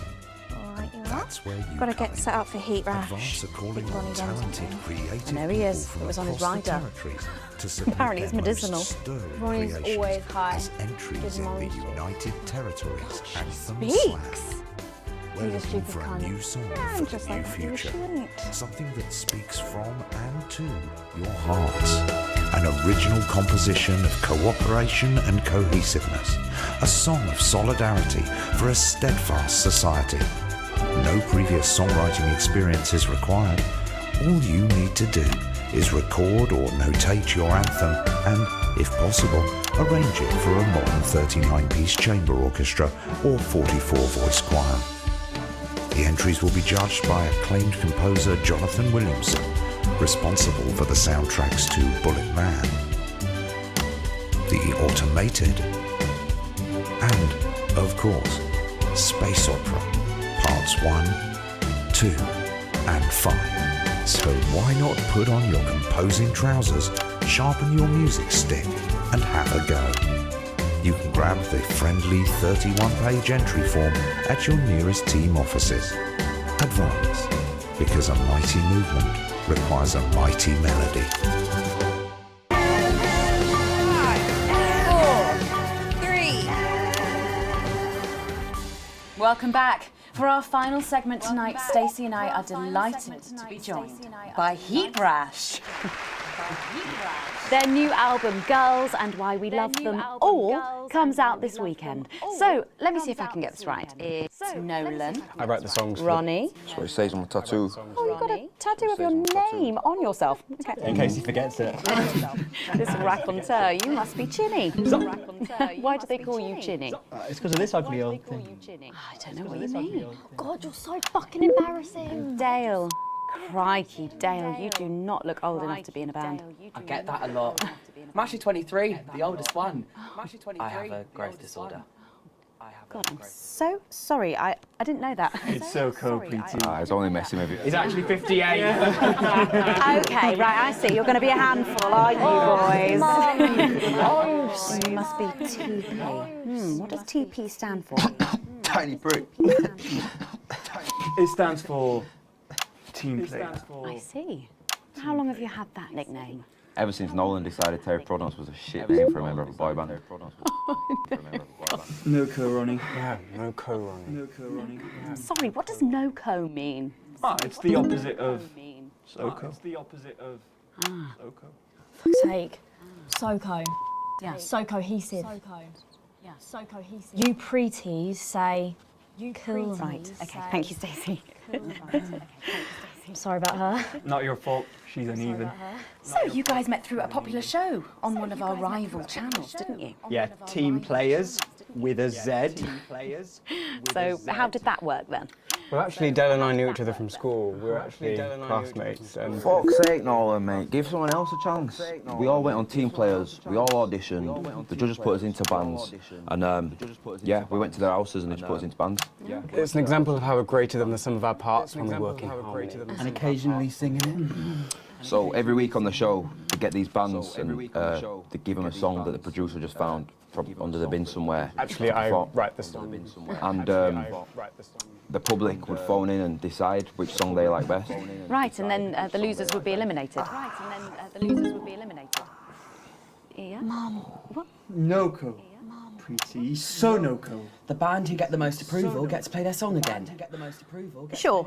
So what happens to the losers then? Mum. What do I keep doing wrong? We don't use the L word anymore. We don't use the L word anymore. Would you please stop saying that? Would you please stop saying That word is a pejorative. It's a word designed to diminish. At Go-Getters, I learned very early that we only win when everybody wins. But, sorry, that's not real life, is it? That's just sports board, no? I thought you were SoCo. Yeah, I am SoCo. Nah, you're a shrinker. Can't be friends with shrinkers. She doesn't know what you're talking about. She doesn't understand. So I do understand, actually, Stacey. What's a shrinker? Well, a shrinker. What's a preteen, Mum? What's a preteen?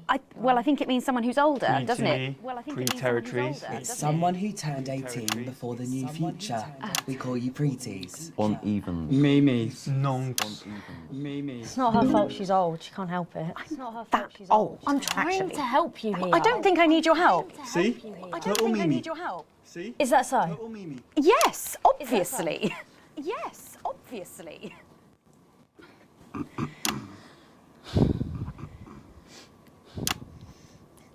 You know what the real problem with you lot is?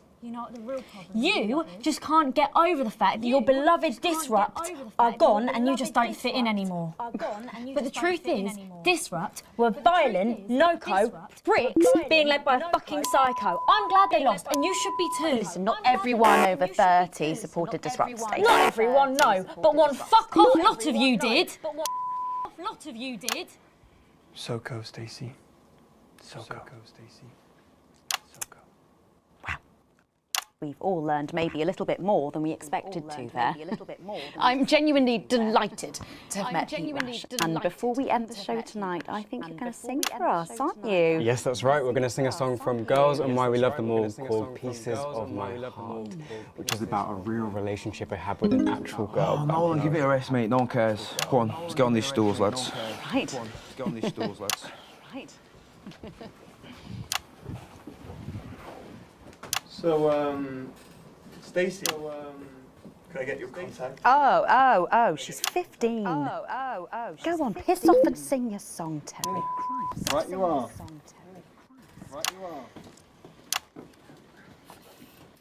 So, here they are with their latest single, Pieces of My Heart. Are you excited, Stacey? Not for me, no. I only listen to blip music and a bit of jizzcore. Pop music is... Ah yes, I know I meant to mention this earlier. Apparently these newfangled boy bands change singer all the bloody time. Try and follow along, eh? Keep the shot on whoever is currently singing the lead vocal.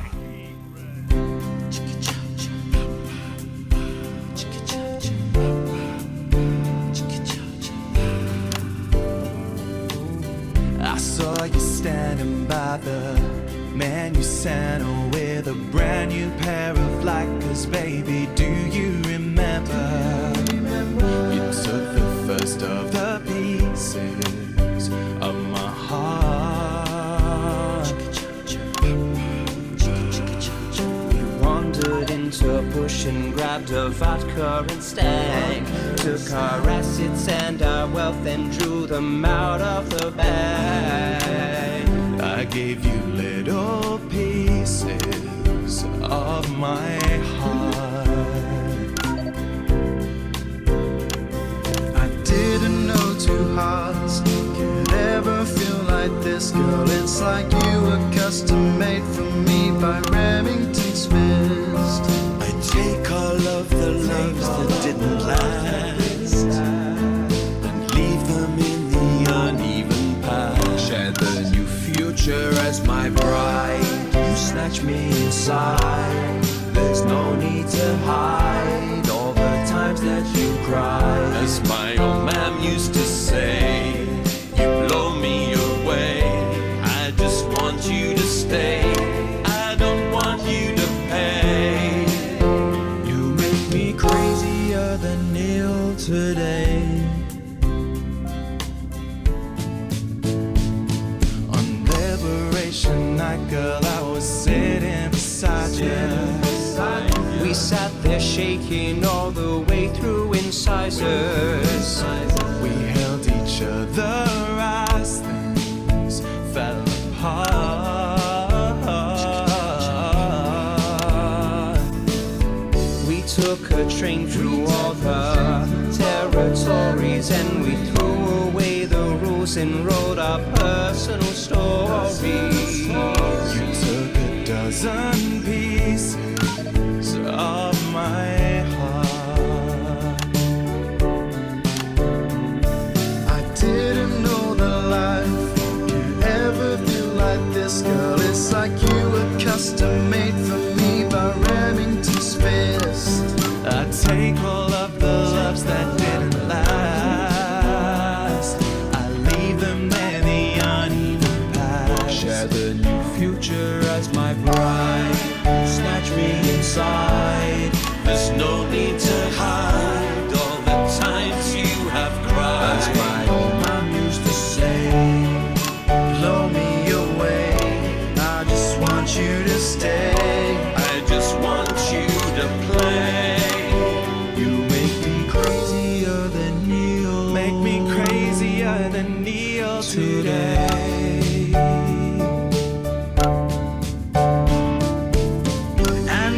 Staring at your membership card. There's your picture beaming brighter than a handful of flaws. I'm trying to find the pieces of my heart and leave them in the uneven parts. Share the new future as my bride. You snatch me inside. There's no need to hide all the times that you cried. My old man used to say, you blow me away. I just want you to stay. I just want you to play. You make me crazier than Neil. Crazier than Neil. Crazier than Neil today.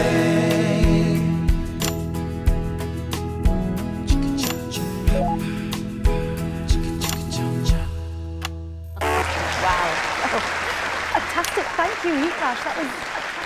That was actually really good. Best of luck. Thank you for coming in. Best of luck. Thank you. Now it's almost time for final thoughts tonight. And I've actually asked Stacey to write a few, and they're just being programmed onto the auto cue now. Now I have no idea what she's going to say. So fingers on that bleep button in the broadcast room, just in case. Take it away, Stacey. Take it away, Stacey. My name is Stacey. I guess you know that by now. Don't know why I put that in there. Anyway. I don't watch the news. There's no need. You hear all the important stuff from your mates, so I don't know what's considered important anymore. But I'm pretty sure that it's not rehashed movies and fucking boy bands, so anyway. I'm going to talk about what's important to me.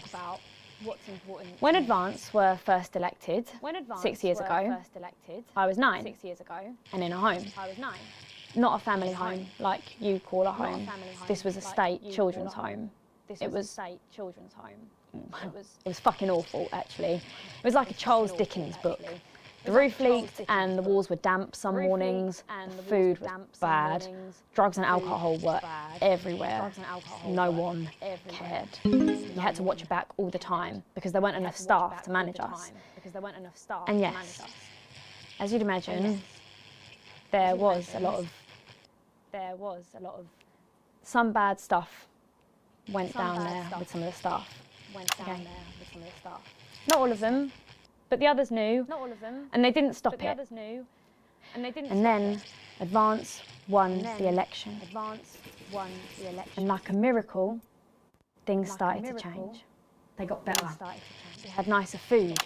The home was not just repaired, but redecorated and kitted out with books and sports stuff and musical instruments and video games. Most of the staff were fired, and the new ones, which there were more of, spent time talking and working with the bullies. And you know what? A second miracle. It worked. The bullying stopped. My life got better. Because finally, there was enough money to do the good things, and Advance had the guts to do it. I joined Go-Getters, and on Liberation Night, that gave me a group of friends that I could talk with when the bombs went off and the power went out. Another miracle. I wasn't alone anymore. And that was the night I finally understood the importance of being in a team. So here's my final thought. I know the people who were doing better under the old system long to go back. You say, we were freer. But what you mean is, we were richer. But for every one of you, there is 100 of me. And even now, after all you've had taken away, you are still doing better than I am, than I likely ever will. You still have homes of your own and families of your own who love you. And I'll never have that. So maybe you should stop looking for the worst interpretation of everything this amazing government does and realise it's not for you. It's for the millions like me. And you can cry and bleat all you want, but you're never going to get your money back because it's already been spent on miracles. Wow, thank you, Stacey, for that. Thank you. My name's Megan Wolf. Let's keep making tomorrow better. And we're out. Is that all right? Yes, that was more than all right. Nicely done. I think you might have actually given them something to think about. Although the fighting has long passed, the dark clouds of war still loom over our united land. I was thinking we could go out somewhere and have a meal. The tyrants of the world would spread their oppression to our team. If that's okay. Of course, Miss Wolf. Security will be standing by. They still refuse so they're always there then. But they have underestimated us. A thing. Although they may have scarred our bodies. Oh, with that Jeremy bloke. I heard about that. Everyone did. Break our mutual bonds. Were you here back then? Birth rates doesn't look old enough. But happiness is everywhere. Satisfaction radiates from every metro. We are producing more and faster than ever before. We have more time to focus on our inner lives, for leisure, for art. We have less stress, and we are healthier than ever. Our new future is secure. We are strong together, as a community, a team, safe from the divisive despots beyond our borders for whom cohesiveness is an alien concept. Every day, across these territories, neighbours support neighbours, and friends reach out to friends, strengthening and protecting each other through cooperation, through unity, as one. Advance, always together.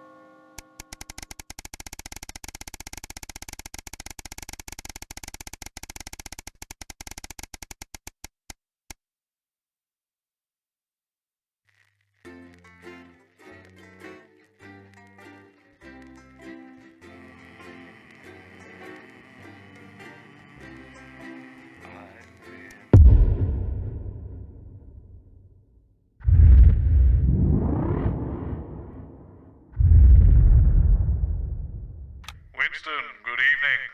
Back here again, it would seem. I'd tell you what's coming up later, but we both know you wouldn't bloody listen, so I shan't waste my breath. But you should know, we're still having a few problems with your machinery. Locked buttons, screens flickering on and off, sparks and the like. I'm sure you'll manage without issue. Oh, and don't forget, you've got free reign of the SFX buttons now. Perhaps you should try not to undermine the talent, though, eh? Cheers! Adrian Atkinson Blimey what he's been up to since the cancellation of Incisors. What have you got me? Apparently it's mainly jigsaws. Nothing, Colin. No, come on, seriously. Not even a cake. I'm sorry, no. Okay, no worries. How old are you then, Cole? Okay, here we go. Big smiles. I've actually gained a year. I celebrated 44 last year, but it's actually this year. Brilliant. You're 44. I'm going in 5, 4, 3. Good evening and welcome. Spice it up with some audience responses, Alex. I'm Megan and I'm joined as always by the inimitable Robin and Patrick. How are we? Well, we have got so much going on tonight. I'm excited. I'd say I'm about a 12, Megan. On the excitement scale? Yeah, exactly. We have got so much SoCo stuff coming up. We sure do. We have celebrity chef Jordan Rankley who will be cooking up a storm. We'll be announcing the winners of our big competition, Visions of the Future. And we'll be joined by a very special guest for a game of Wheel of Truth. And I'll even be showing you how to make your own Leaders' Day gifts. We've got all of that and so much more tonight on The Nightly Show. And titles, 30 seconds. Can we get Chef Rankley, please?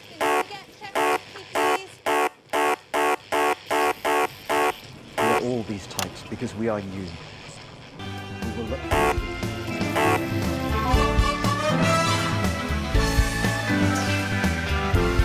Look nervous. Oh, no. Well, I mean, yes, maybe a little, yes. Don't be.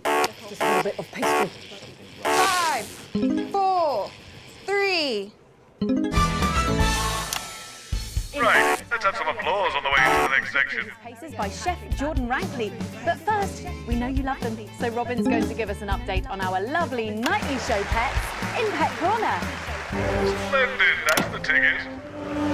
Well, Megan, first up we have our hamster, Lord Cheeks. Now, he's a squat winter grey with the scientific name Adipem stultus, and he lives here with us in this cage. Hamsters love hoarding, and they actually have special pouches in their cheeks for storing food. He loves carrots, apples, and chewing tobacco. Now, hamsters are nocturnal, so we'll do our best not to wake him up. But let's just see if we can. Well, the door has been left open. It looks as though Lord Cheeks has actually gone for a little wander. But I'm sure he will be around here somewhere. In the meantime, let's say hello to our tortoise. Now, after last month's viewer vote, he is now, of course, called Slow Barbara. And don't panic, even though it is December, Babs here doesn't actually hibernate. Let's say hello. Oh, she's sleeping. Oh, Babs. Oh. Oh. Those are our Nightly Show pets, Megan, both alive and well. Back to you. Don't forget the SFX buttons. Check in on them, or some very similar animals at the same time tomorrow. Well then, I hope you're hungry, because if not, you're about to be.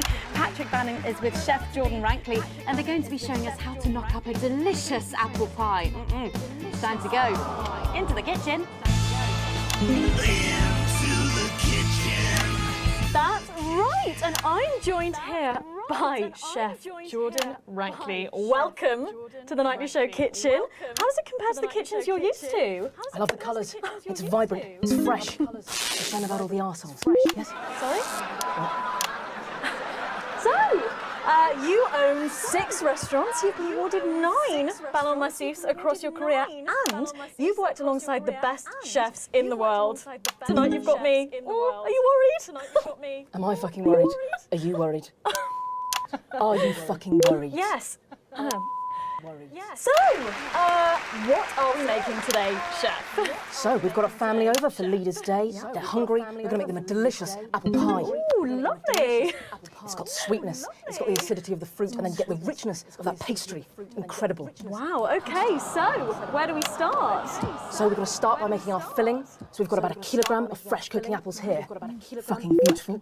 And we're going to slice these up perfectly. And then straight into the pan. So, your new show, Demon Kitchen Heart Eater, starts on Friday here on Channel 1. So, tell us about that. So, teams of young chefs come into my kitchen, and one by one I destroy them emotionally. And if there's time, I teach them some basic knife skills. Fuck me, Patrick. What are you doing? What?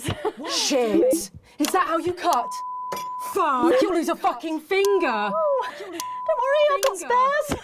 Right, so once we've done that, we set these aside whilst we make the pastry. Bowl. Yeah? Okay. Sugar, butter. We mix that together, and then a whole egg. What are you doing, you fucking donkey? What are you doing? Are your brains the size of that fucking egg? Oh, no, Chef. No. Shit. Right. Mix that with a wooden spoon and work in that flour, okay? Work that into a nice ball of dough, just like that.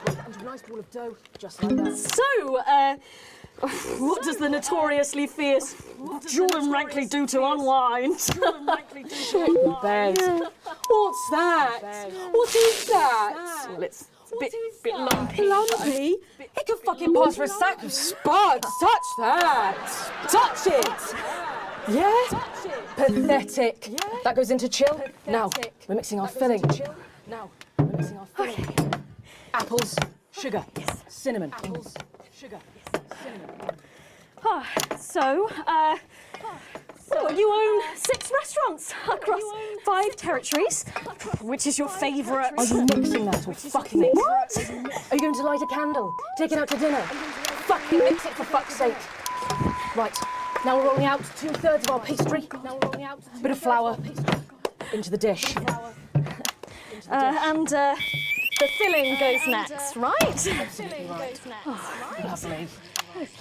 Then we're taking the remaining pastry, rolling that into a round, and that goes on the top.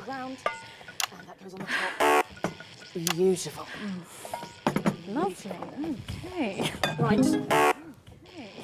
Wash a bit of water around the rim. Beautiful. Now press gently all the way around. And we're cutting 5 slashes very carefully with steam. And then brushing the whole thing with a beaten egg. Lovely. Okay. Ta-da! What do you think? Oh my God. You, come here. Come here, you. That's a disgrace. I'd rather jam my eyeballs up my fucking arse than look at that. I'd rather use my tongue to tie my shoes after the fucking shit-kicking contest, do you understand? Then it goes in the oven for 45 minutes. Oh, put your fucking head in the oven while you're at it. Useless.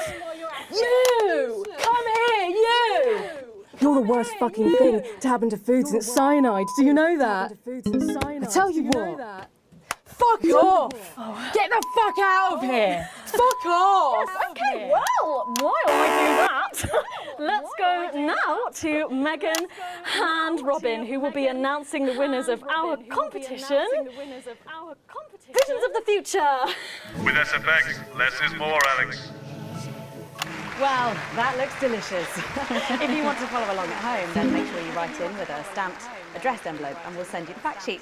So, Robin, look at all these amazing entries to the Vision of the Future competition. Yes, we challenged you to show us your predictions of the future, and we were just inundated with entries, weren't we, Megan? From wacky inventions to global problem solving, they are all amazing, and we had the best time looking through each one. It's so tough narrowing it all down, so we have some amazing runners-up. In 3rd place, drum roll please, we have Hamish, who's 3 from Lunwelly. He calls this still life and the future of God, and it really blew us away. Just look at the line work here, and I can really feel every passionate stroke of the brush. If you look here, you'll see a beautifully rendered, what I thought at first was a smiley face or perhaps a cat. But I think if you really look, you'll see it's actually a representation of the seeming futility of death through the eyes of the living. He's also chosen to just leave a lot of it blank, which I think is really interesting. If you know Hamish and his work, of course, he loves focusing on the negative space rather than the image itself. Stunning, absolutely stunning, and such talent from one so young, Megan. But next up we have our second place entry. So in second, drum roll please, we have Keith, 41 from Dungleys. Yeah, Keith, we were sort of aiming this towards our younger viewers, but still, he has sent in his idea of the future, which he's calling Ravaged Earth. Indeed, he says in his really rather detailed notes, deprived of basic resources, society will resort to a brutal system of weekly battles to the death where only the victor may breed. He also says at the bottom here, either that or about the same, but maybe a bit worse. I really love his attention to detail. You can see the sort of gladiatorial arena, and then what I can only assume is Keith himself pulling off this chap's head and shouting, "Come back to me, Linda!" Oh, Keith, maybe if you spent more time outdoors and less time entering children's competitions, she might not have left. Special one there. And finally, of course, it's time to reveal our winner. All our runners-up will receive a day out at an inflatable Happy Land on an industrial estate just off the A40. Sorry about that, Keith. But our lucky winner will win the chance to spend the day at the Department of Change to see how our teammates are actually making the new future a reality every day. And the winner is, drum roll please. He was at You're 8 years old and you are from Smoke. 8 years old and you I thought his Man of the People act was just that, an act. But in the 6 years since he's been gone, I started to wonder if he was the only thing keeping the brakes on the team. And I'm wondering if Julia Salisbury realises that when she reflects on his passing. And worse, that she knew all along. Because then, of course, it's not reflection. It's getting involved in the party, aren't they? This one seems to have gone a bit haywire in what I can only assume is an ominous sign of things to come. Well, if our winners have inspired you to make some artwork of your own, do keep sending them in, and yours could be displayed in our gallery here. Well done again to everyone who took part. We're going to take a break now, but when we come back, we'll be playing the Wheel of Truth and making some lovely homemade gifts. Don't go away. We'll be back after this. That's the break. I don't know what you did, but it's definitely made things worse down there, Winston. Probably going to be even more difficult for you in this segment. What's the point? You don't listen to me anyway. Yeah, just do what you want. How are you both Julia Salisbury is now available for all. Far from here. These stories from my formative years and the uneven past are lovingly narrated by national treasure Lawrence Blunderclatch. I agonised every morning about what to wear for school. Not all schools had uniforms back then, so I wondered what would best show off my emerging womanly curves. After much pacing, and I confess, a few tears, I settled on the zip-back, boxy-pleated skater skirt in dark blue with white sweetheart blouse and the necklace Harry had given me when we'd met in the woods and I'd allowed him to frolic in my glades. It's an honest account of my childhood, because in the new future, there's no need for secrets. There was just so much injustice in the world, I realised, as Portia Hamilton Mann lured my best friend into the convertible her daddy had bought her for Easter. How had I failed to predict the perils of being the poorest postgrad at Poshborough? Over the course of 3 compact discs or just 22 cassette tapes, you can experience a childhood under the old regime and, like me, understand why we can never go back. Oh, the horror. 15 minutes before the most important speech of my career, and I had stained my high-cut lady trousers.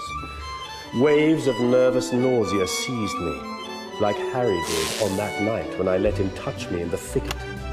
I thought I may cry, but fate intervened in the form of a dashing, young, up-and-coming television presenter named Peter Clement.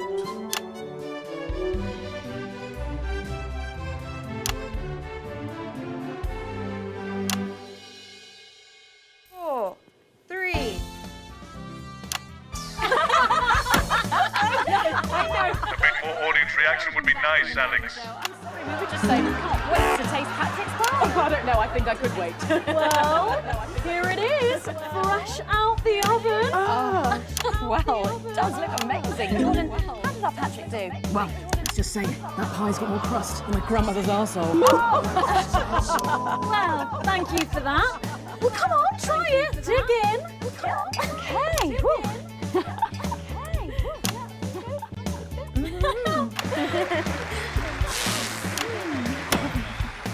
God. Oh, Lord.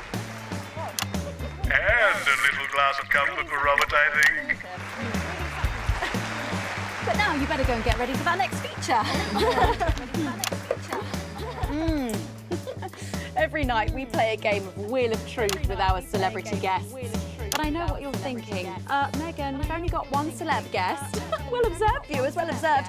Well then, I better bring her round. One for the state of the nation. And one for me. Best-selling author, lawyer and thinker. She's only the blooming team leader. It's Julia Salisbury. Are you taking the piss now? Welcome, Julia. So good to see you. Oh, Megan, you look incredible. No, I was just about to say the same thing. Now, don't get too comfortable. It's time to head over to Robin and Patrick as we play Wheel of Truth.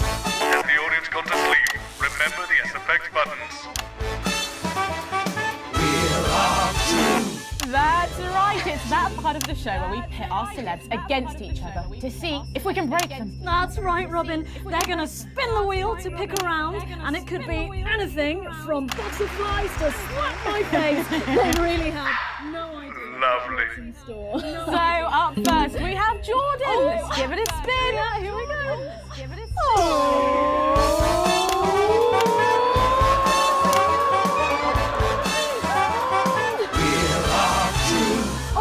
Okay, let's see what you've landed on. Okay, it's fact or fib.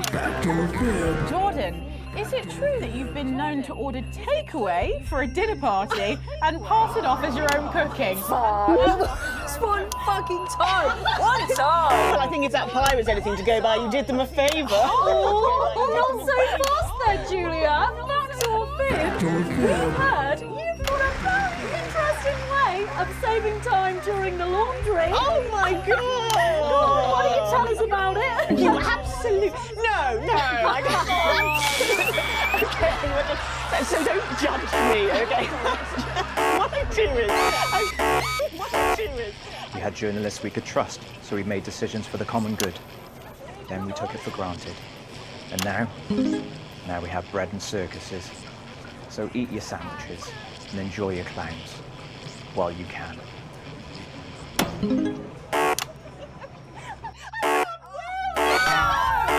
Honestly, raise my taxes. We're clearly not paying you enough. Come to my dressing room after the show. We'll sort you out. Are you blushing, Patrick? Is all this talk of bras embarrassing you? I'm not blushing. Come on then, you, Julia. Spin the bloody wheel. Let's do it.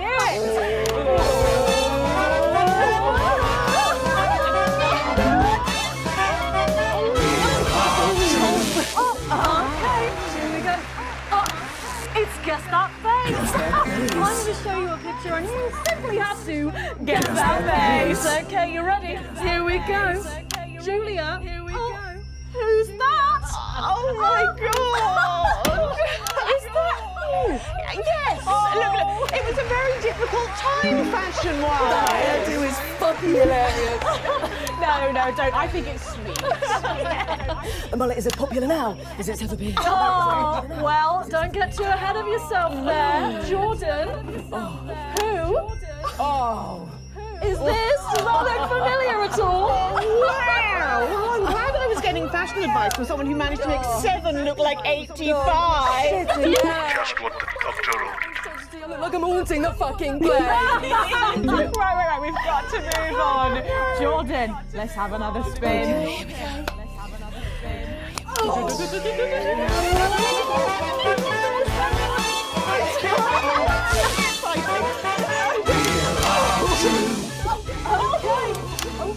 It's my go time. You go. Go on. I'm so keen. Let's go so much. Oh, well, you're in for a treat. Yeah. It's fat or fish. Okay. If you look under your podiums, you will find a lovely fish smoothie. Now, I'm going to ask you both a question, and all you have to do is answer it honestly, or else you'll have to drink the smoothie. Okay? Okay. Are you ready for the question?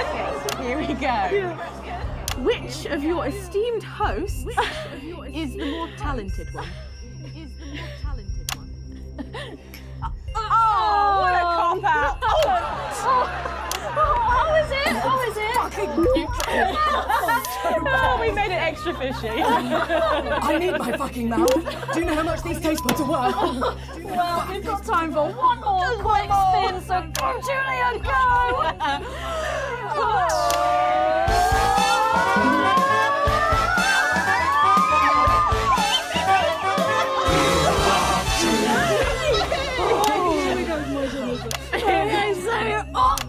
Julia, take a look in that box under your desk there.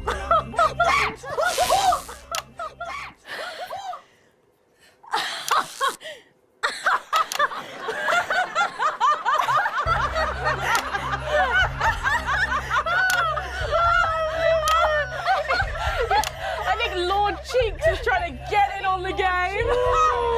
Bless him. Julia, what have you got in that box? It's not cheese, is it? Another one, Mr. Bozeman.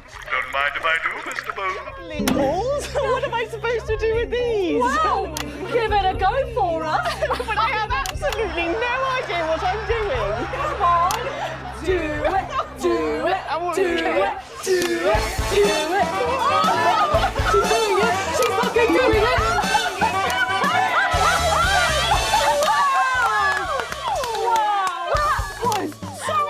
I have to say, unexpected. Well, gosh, that was our game of Wheel of Truth, and my God, wasn't that fun? Okay. That hit the spot. But now it's time to head over to Megan in Crafty Corner. I think you might be using those sound effects a little too much there. Join me in Crafty Corner, where today I'm going to be ably assisted by Julia. Come on over here. Goodness me, I don't know how you're keeping your dinner down. I can still smell that fish. Well, to be honest, I've had worse. I used to eat at Peter Clement's house. Oh, well, I hope you've got your artsy hat on, because today we're going to be making something very close to my heart. It's our little studio. Look at that. Isn't it adorable? All of us there on the sofa. Wow. Oh, it's gorgeous. Oh, is that all you in there? Yeah, it is. If we can just get a little zoom in, there we are. Oh, I don't know about you, Julia, but I always leave my holiday shopping to the last minute. Oh, every year. I do it every year. Well, luckily these make amazing gifts. Shall we get cracking? Oh, well, not much left in the bottle. Pity not to. Box here. And Julia, that's it. Grab those scissors. I just want you to get rid of this front panel here. Perfect. Will do. Are you big celebrators in your house, Julia? Yeah, so in my house we show our love through food, like big dinners, loads of drinks. Absolutely right. That's the best bit about any holiday. It's all that food. This bit as well. Absolutely right. Cutting along the line there. Do be careful with the scissors at home. Make sure you're being supervised. It's a bit if tough. you are a child. There we go. Fabulous. Okay, so it's going to look a little something like this, and I've got one here I made earlier. We painted it with a bit of poster paint, white to match our lovely curtains here in the studio, but you can obviously have whichever backdrop you like. Like a nice shiny gold number. Well, exactly right. So we're going to make bits of our set now to put in the studio, perhaps a little desk. So I'm just going to grab this piece of card. I've just got it from a little cereal box packet. I think you... I'll give you this one, Julia, shall I? There you go. And all you need to do is cut along the lines there. Fabulous. So what's the best part of any Leaders' Day dinner, do you reckon? Oh, I don't even have to think about it. Really? I love the three potato pie. The three potato pie? I don't know that one. You know, with the chips covered in the mash or wrapped up in a jacket potato. Wrapped up in a jacket potato. I just mean that does that. I don't know, but that sounds starchy. Well done, Julia. So now she's folding over a little bit there. What it's going to look like at the end is this little rectangular shape there. And we're going to pop it in the middle. Bit of sticky tape on the back there so it sticks down. Now we need a sofa. That's what we need next. We're going to make that out of a lovely paper cup. Have fun down there, knocking it all over. I got one though, Megan. Good, fantastic. Along the line here, down the middle. Exactly right. Then when you've done that, around the bottom and again around the top. Well done. When you're done, there we go. It's going to look a little something like this. And look what I've done there. I've stuck some felt down. Nice and comfortable sofas. Yes, can't have our tiny Megan having an uncomfortable sofa, can we? Absolutely not. She'll be on the phone to her tiny agent and getting someone tiny fired. Well, there's only one thing missing, isn't there, Julia? What is that? A higher calibre of guests. Nearly, it's people. So all we've done to make our little people is we've stuck a cocktail stick into a bottle cap. We just need a face for that now. I've got a good one here. I know it well. It's me. I'm going to stick it down there. A little bit of sticky tape. Oh, my felt's going everywhere. There we go. Oh, I'm a bit lonely. Let's take Robin and Patrick over. Sitting down on the couch over there. There you go. And well, I'll make myself just comfortable. Just there. And these, of course, are all made and cut out of our favourite newspapers or magazines. You can have any guests you like. Julia, is there anyone else you'd like in a studio? Oh, yes. Well, I'm going to be playing Wheel of Truth with Ronnie from Heatrash. Nice. Yes, put that way. Yes, he's going to be teaching me choreography, and I'll be teaching him foreign policy. And, of course, you can decorate them however you want. Perhaps you're a bit, I don't know, nostalgic for the old look of our studio. We've got the blue studio down there, or even a bit of retro red. I've got Sheila Quickstep being interviewed there by. Sorry, that's not supposed to be. Oh, Mama, that's please. Oh, bloody hell, is this still on? It's time for a break. When we come back, I'll be on the couch of chat talking to some of you, and I just cannot wait. We'll be back after these messages. We'll be back. And we're out. You know what, Winston? I think I finally understand your disdain for this job, this place. Looking at this farce. What's the point? Why are we even bothering? Because we've got lows of 5 or 6 degrees. But as we head towards Leaders' Day later in the week, there's a 100% chance of Should we be worried? We've got the Prime Minister here. It's good that she's here. She's the reason for the extra security. Are we going to need it? Possibly. They're back. It's not very reassuring. I know. Good thing I'm not your mum, right? Here in Territory 2, who saw an unbelievable 191 births today. Though a nasty cold snap brings bitter winds overnight, so not all sunshine and rainbows. No rainbows in sight over Territories 3 and 4, as a Category 2 storm warning means we advise our residents to spend their Leaders' Weekend indoors. Though we're sure the happy parents of the 12 new children in Territory 3 will be thanking their lucky stars for an excuse to stay home. Though, of course, nothing to do with stars, more of a hot air, cold air thing. Next, this front of warm smiles heads across Territory 5, who are still under a blanket of snow. That is not a thing. Surely there'll be celebratory snowmen there tonight, as they also hit an impressive fertility peak of 23 new arrivals. And finally, an honourable mention to our team members of T7, with a stunning result showing 146 births and clear blue skies. Though be sure to quit your driveways, as we will hit freezing Freak out when the shooting starts, okay? The show must go on and all that. Tits and teeth. As always, sorry, bringing you a more specific rundown. Thank you, Jenny. Tits and teeth, armed and ready. 10 seconds, everybody. Best in the business. Cheers. And all our precious little In team 5, members, a good night. 4, 3. Welcome back to the Nightly Show, where it's time for the Prime Minister to face the toughest critics in the Territories. You lot out there. Call us on the usual numbers with your questions for the Prime Minister. First up, we have Humphrey from Campbell Bamblebury. Lovely place. I'm hoping to retire there. Oh, good choice. Are you there, Humphrey? Are you there, Humphrey? Hello, Humphrey. Hello, Humphrey. We appear to have lost Humphrey. We'll try and get him back, but let's go to another call in the meantime. Who have we got next, Patrick? Next up, we've got Mandy from Askminster. Oh, I don't think I'll be retiring there. Hi, Mandy. You're through to the Prime Minister. What's your question? You're through to the Prime Minister. What's your question? Hello? Hello? Mandy? What's going on, Jenny? We try not to talk to the crew. Jenny? The lines are down. Talk to the crew. Oh, well, call down to maintenance and get... We can't. Call down to All maintenance the lines and are get... down. All the lines are down. Well, apologies to our viewers at home. We seem to have a few technical gremlins making mischief behind the scenes. So while we're getting back up and running, Patrick has a couple of questions that were sent in by our viewers earlier this week. Yes. Yes, no, of course I do. Well, our first question is from Trisha, who lives on Camera Avenue. And what she really wants to know... Lock the door! Lock the fucking door! Don't do this, CCO! Seal the doors! You're Jenny, aren't you? Come here. Don't be afraid, Jenny. We're not here to hurt you. We're not here to hurt anyone if we don't have to. All I want you to do is to keep the show on the air. Do you understand? Just do your job and everything will be all right, okay? Just do your job and everything will be all right, okay? Don't be afraid, Jenny. Don't be afraid, Jenny. You two, on your knees over there. You two, on your knees over there. Move! So, this is the famous couch of chat, eh? I don't answer questions at gunpoint, Mr. James. Oh. You're not at gunpoint, Prime Minister. You're not at gunpoint. They are. Please don't kill me, please. Nevertheless, if you think I'm going to answer to you, then I'm afraid you don't have to answer to me, Julia. Are the doors locked and sealed? Yes, sir. No one's getting in or out. Good. Good. Good. All clear.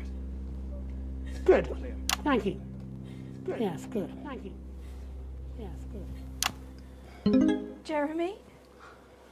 Jeremy?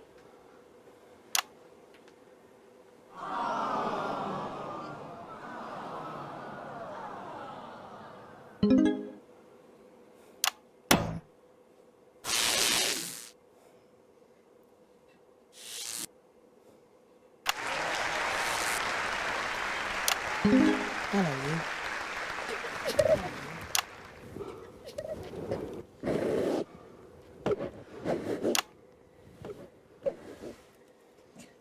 Why didn't you make contact? It would have only put you in their crosshairs, I'm sorry. Rotten, selfish bastard. Yes. Rotten, selfish bastard. Keep the show going for us. Of course. Let them go, Alan. There'll be no killing tonight. There'll be no killing tonight.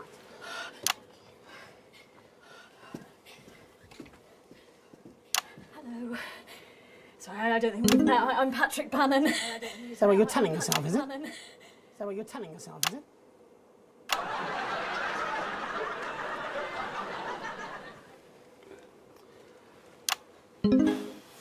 Sorry for barging in. Hate what you've done with the place. Me too. Would you like your spot? It's yours now. Would you like your spot? You wear it well. It's yours now. So, let's talk, shall we? Armed security are on their way, Mr. Donaldson. I know you know that. Well, we best make use of the time we have then, eh? Well, I'll leave you to it then. No. Well, I'll leave you to it then. I think you should stay too. For safety. I think you should stay too. For balance.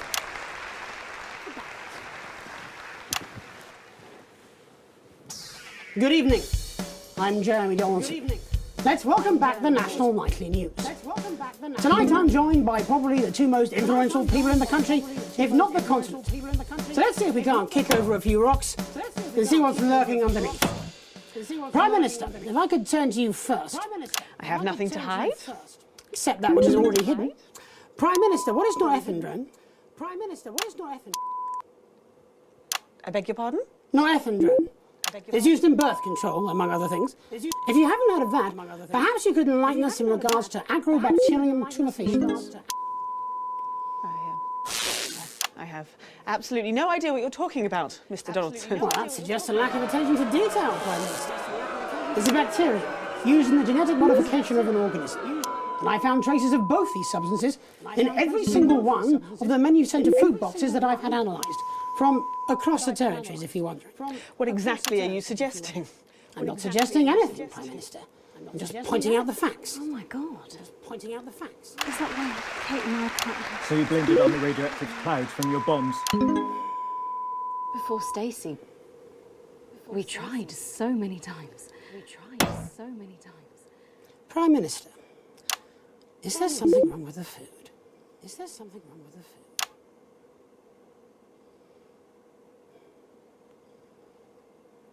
the food? Fine. You want the truth? You think it'll help your viewers sleep at night? Well, here it is. 6 years ago, when we came to power, we had access to the real facts and figures. And they told us we were doomed. The population was expanding at an unsustainable rate. Within 50 years, we would be out of natural resources. We would war over fuel, and then inevitably food and clean water. It was no exaggeration to say that we were facing extinction. It was supposed to be opt-out contraception, an end to unwanted children, a chance to rebalance. But something went wrong in the testing phase. Nature took over.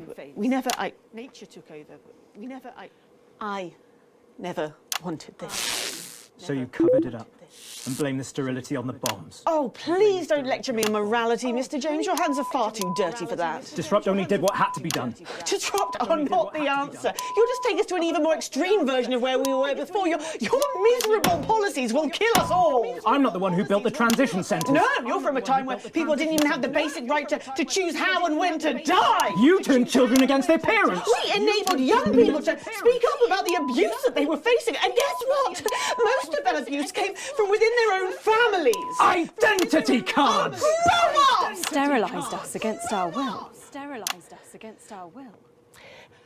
I built a sustainable future. That's too much.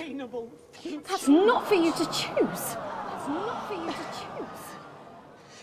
Well, if not me, then who? Who would choose it for themselves? And isn't that at the heart of all this?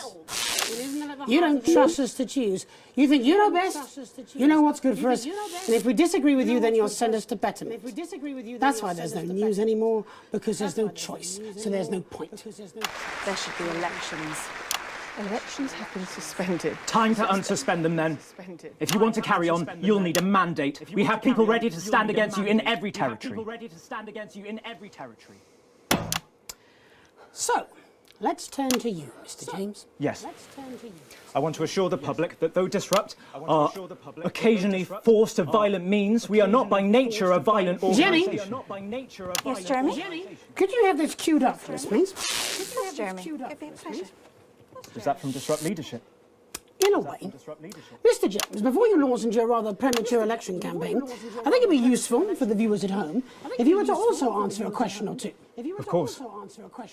When we come to power, one of the first things we'll do is restore a free press. The truth is very important. No more hidden secrets. If you say so. From whom do you take your orders, by the way? I beg your pardon?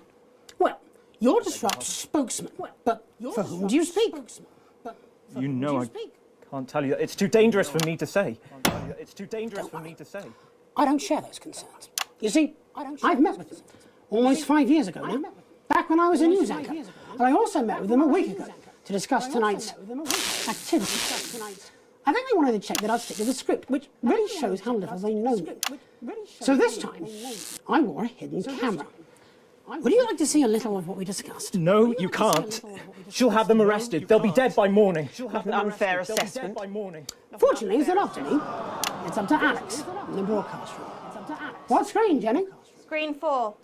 No, you can't. My people will stop you. Cut the power to your machines. Well, I would imagine mine would be doing their level best to ensure that Mr. Donaldson's footage gets the airing it deserves. After all, my security forces will be here soon, and I imagine this will end very badly for all of you. Queued up and ready. Thank you, Jenny. Alex, showing this will have consequences. But so will not showing it. It's up to you. Alex, You got us this far. Please don't fall at the last hurdle. Please don't fall. Oh damn, glad I'm not making this choice. All our good work. All the years of disrupting. You could make it all for nothing. Please, don't play that footage. Don't play that footage.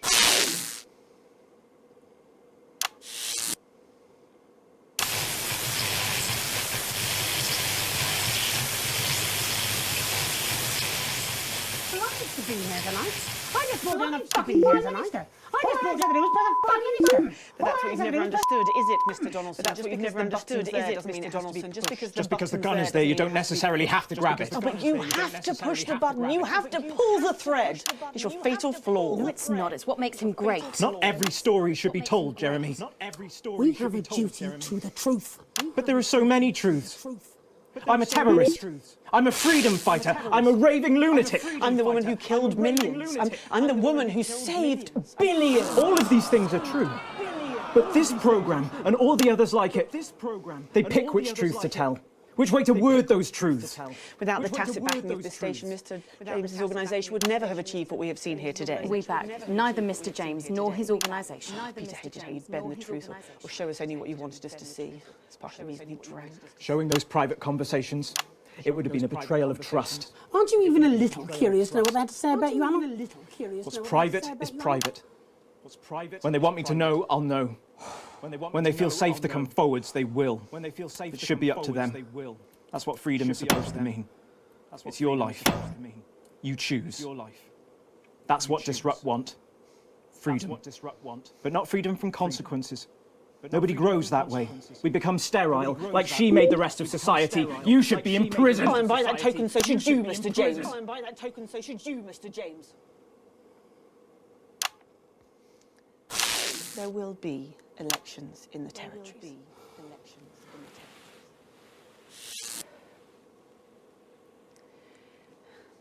Election night will be 12 weeks from tonight. I believe, when they think on it, that the people will realise what they have gained and understand why they have lost that which they have had to lose. You're deluded. You accidentally sterilised 4 out of 5 people. You'll be lucky if you're in charge of anything ever again. You're in charge of anything ever again. Circles here. And if we don't wrap up soon, our boss will fire us all. So, promise of elections in the spring. It seems we're nowhere near the end of this nation's story. At least from here on, there is hope it will be conducted with words instead of bullets. There will be recriminations, of course, and calls for revenge and punishment. We do not need more hate. We need truth and reconciliations. And hopefully that's what we will get. And then when we've listened, we will decide. All of us. One vote each. Anything to add? I think you've got it covered. Would you like to take us out? You know, I really... You know, I'd like that too. I really... I'm Megan Wolf. And I'm Jeremy Gibbons. And from everyone here at the National Nightly News, have a... Let's make tomorrow better.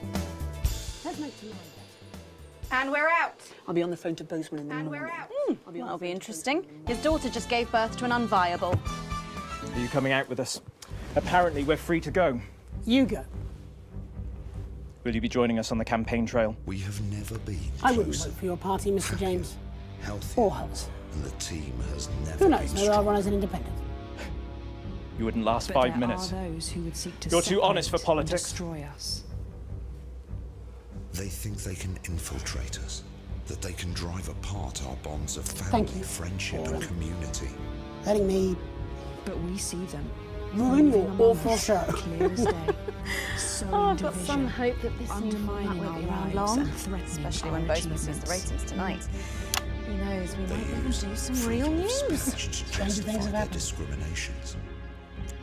They use tradition and Don't make this a history habit, to justify okay? their need to There's oppress. a list for guests. You book in. Let's do that next time. Their Thank fair you. share. They put themselves before the team. You look like you enjoyed that. In a disrupt world, I hadn't realised how. they would decide what women do with their bodies. I want to hear about every disastrous date you've had in the last 5 years. I want names, expectations, crimes. That's going to take more than one dinner. Fine. And they would I eradicate have their nothing to talent do. in exchange for a noose. They see themselves and their narrow view of life as the default, as the status quo, predetermined and inevitable.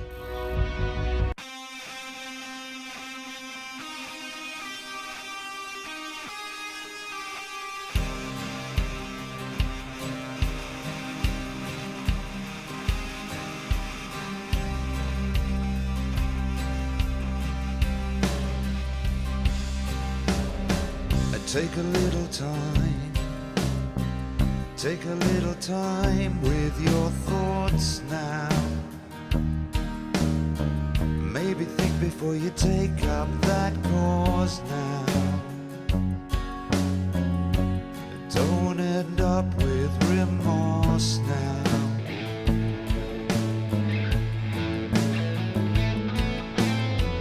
Take a little time. Take a little time to talk with your friends now. Your honourable means may have violent ends now. That's how the tyrant ascends now.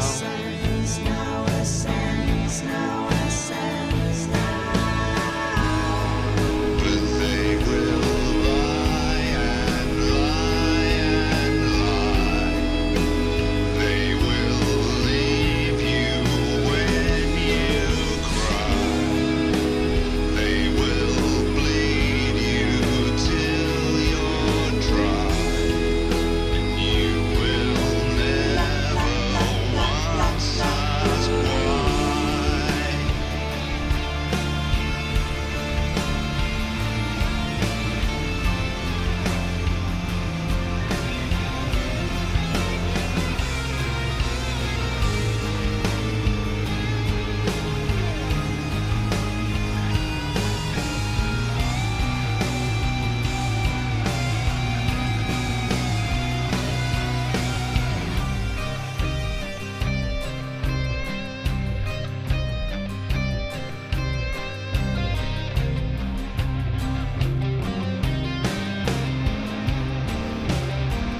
Make a little peace.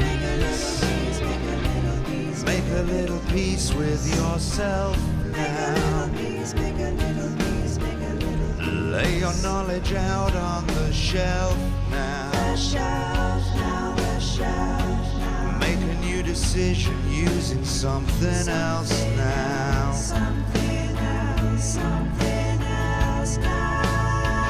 Take a little look.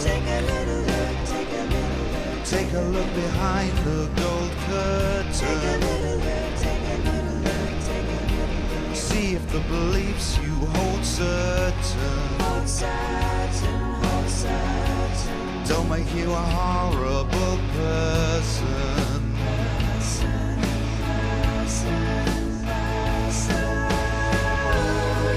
But they will lie and lie and lie. They will leave you when you cry. They will bleed you till you're dry. And you will never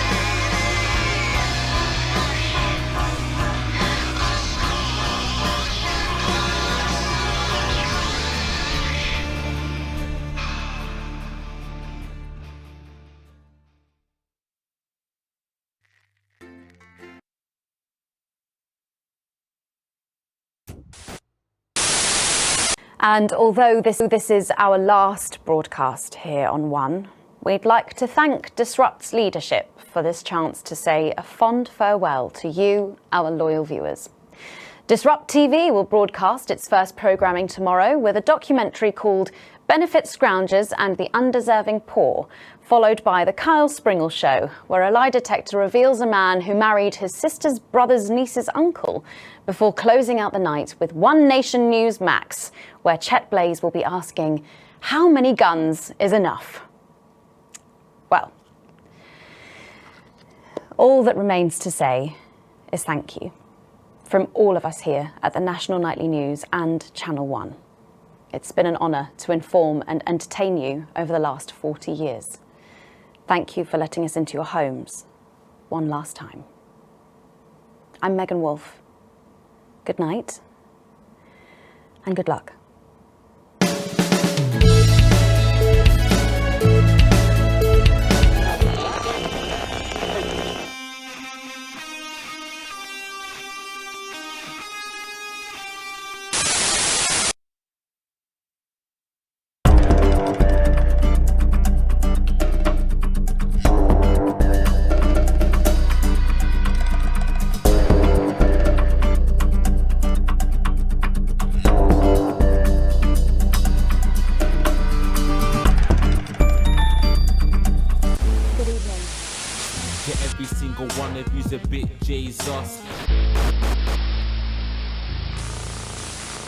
What a wild ride this has been.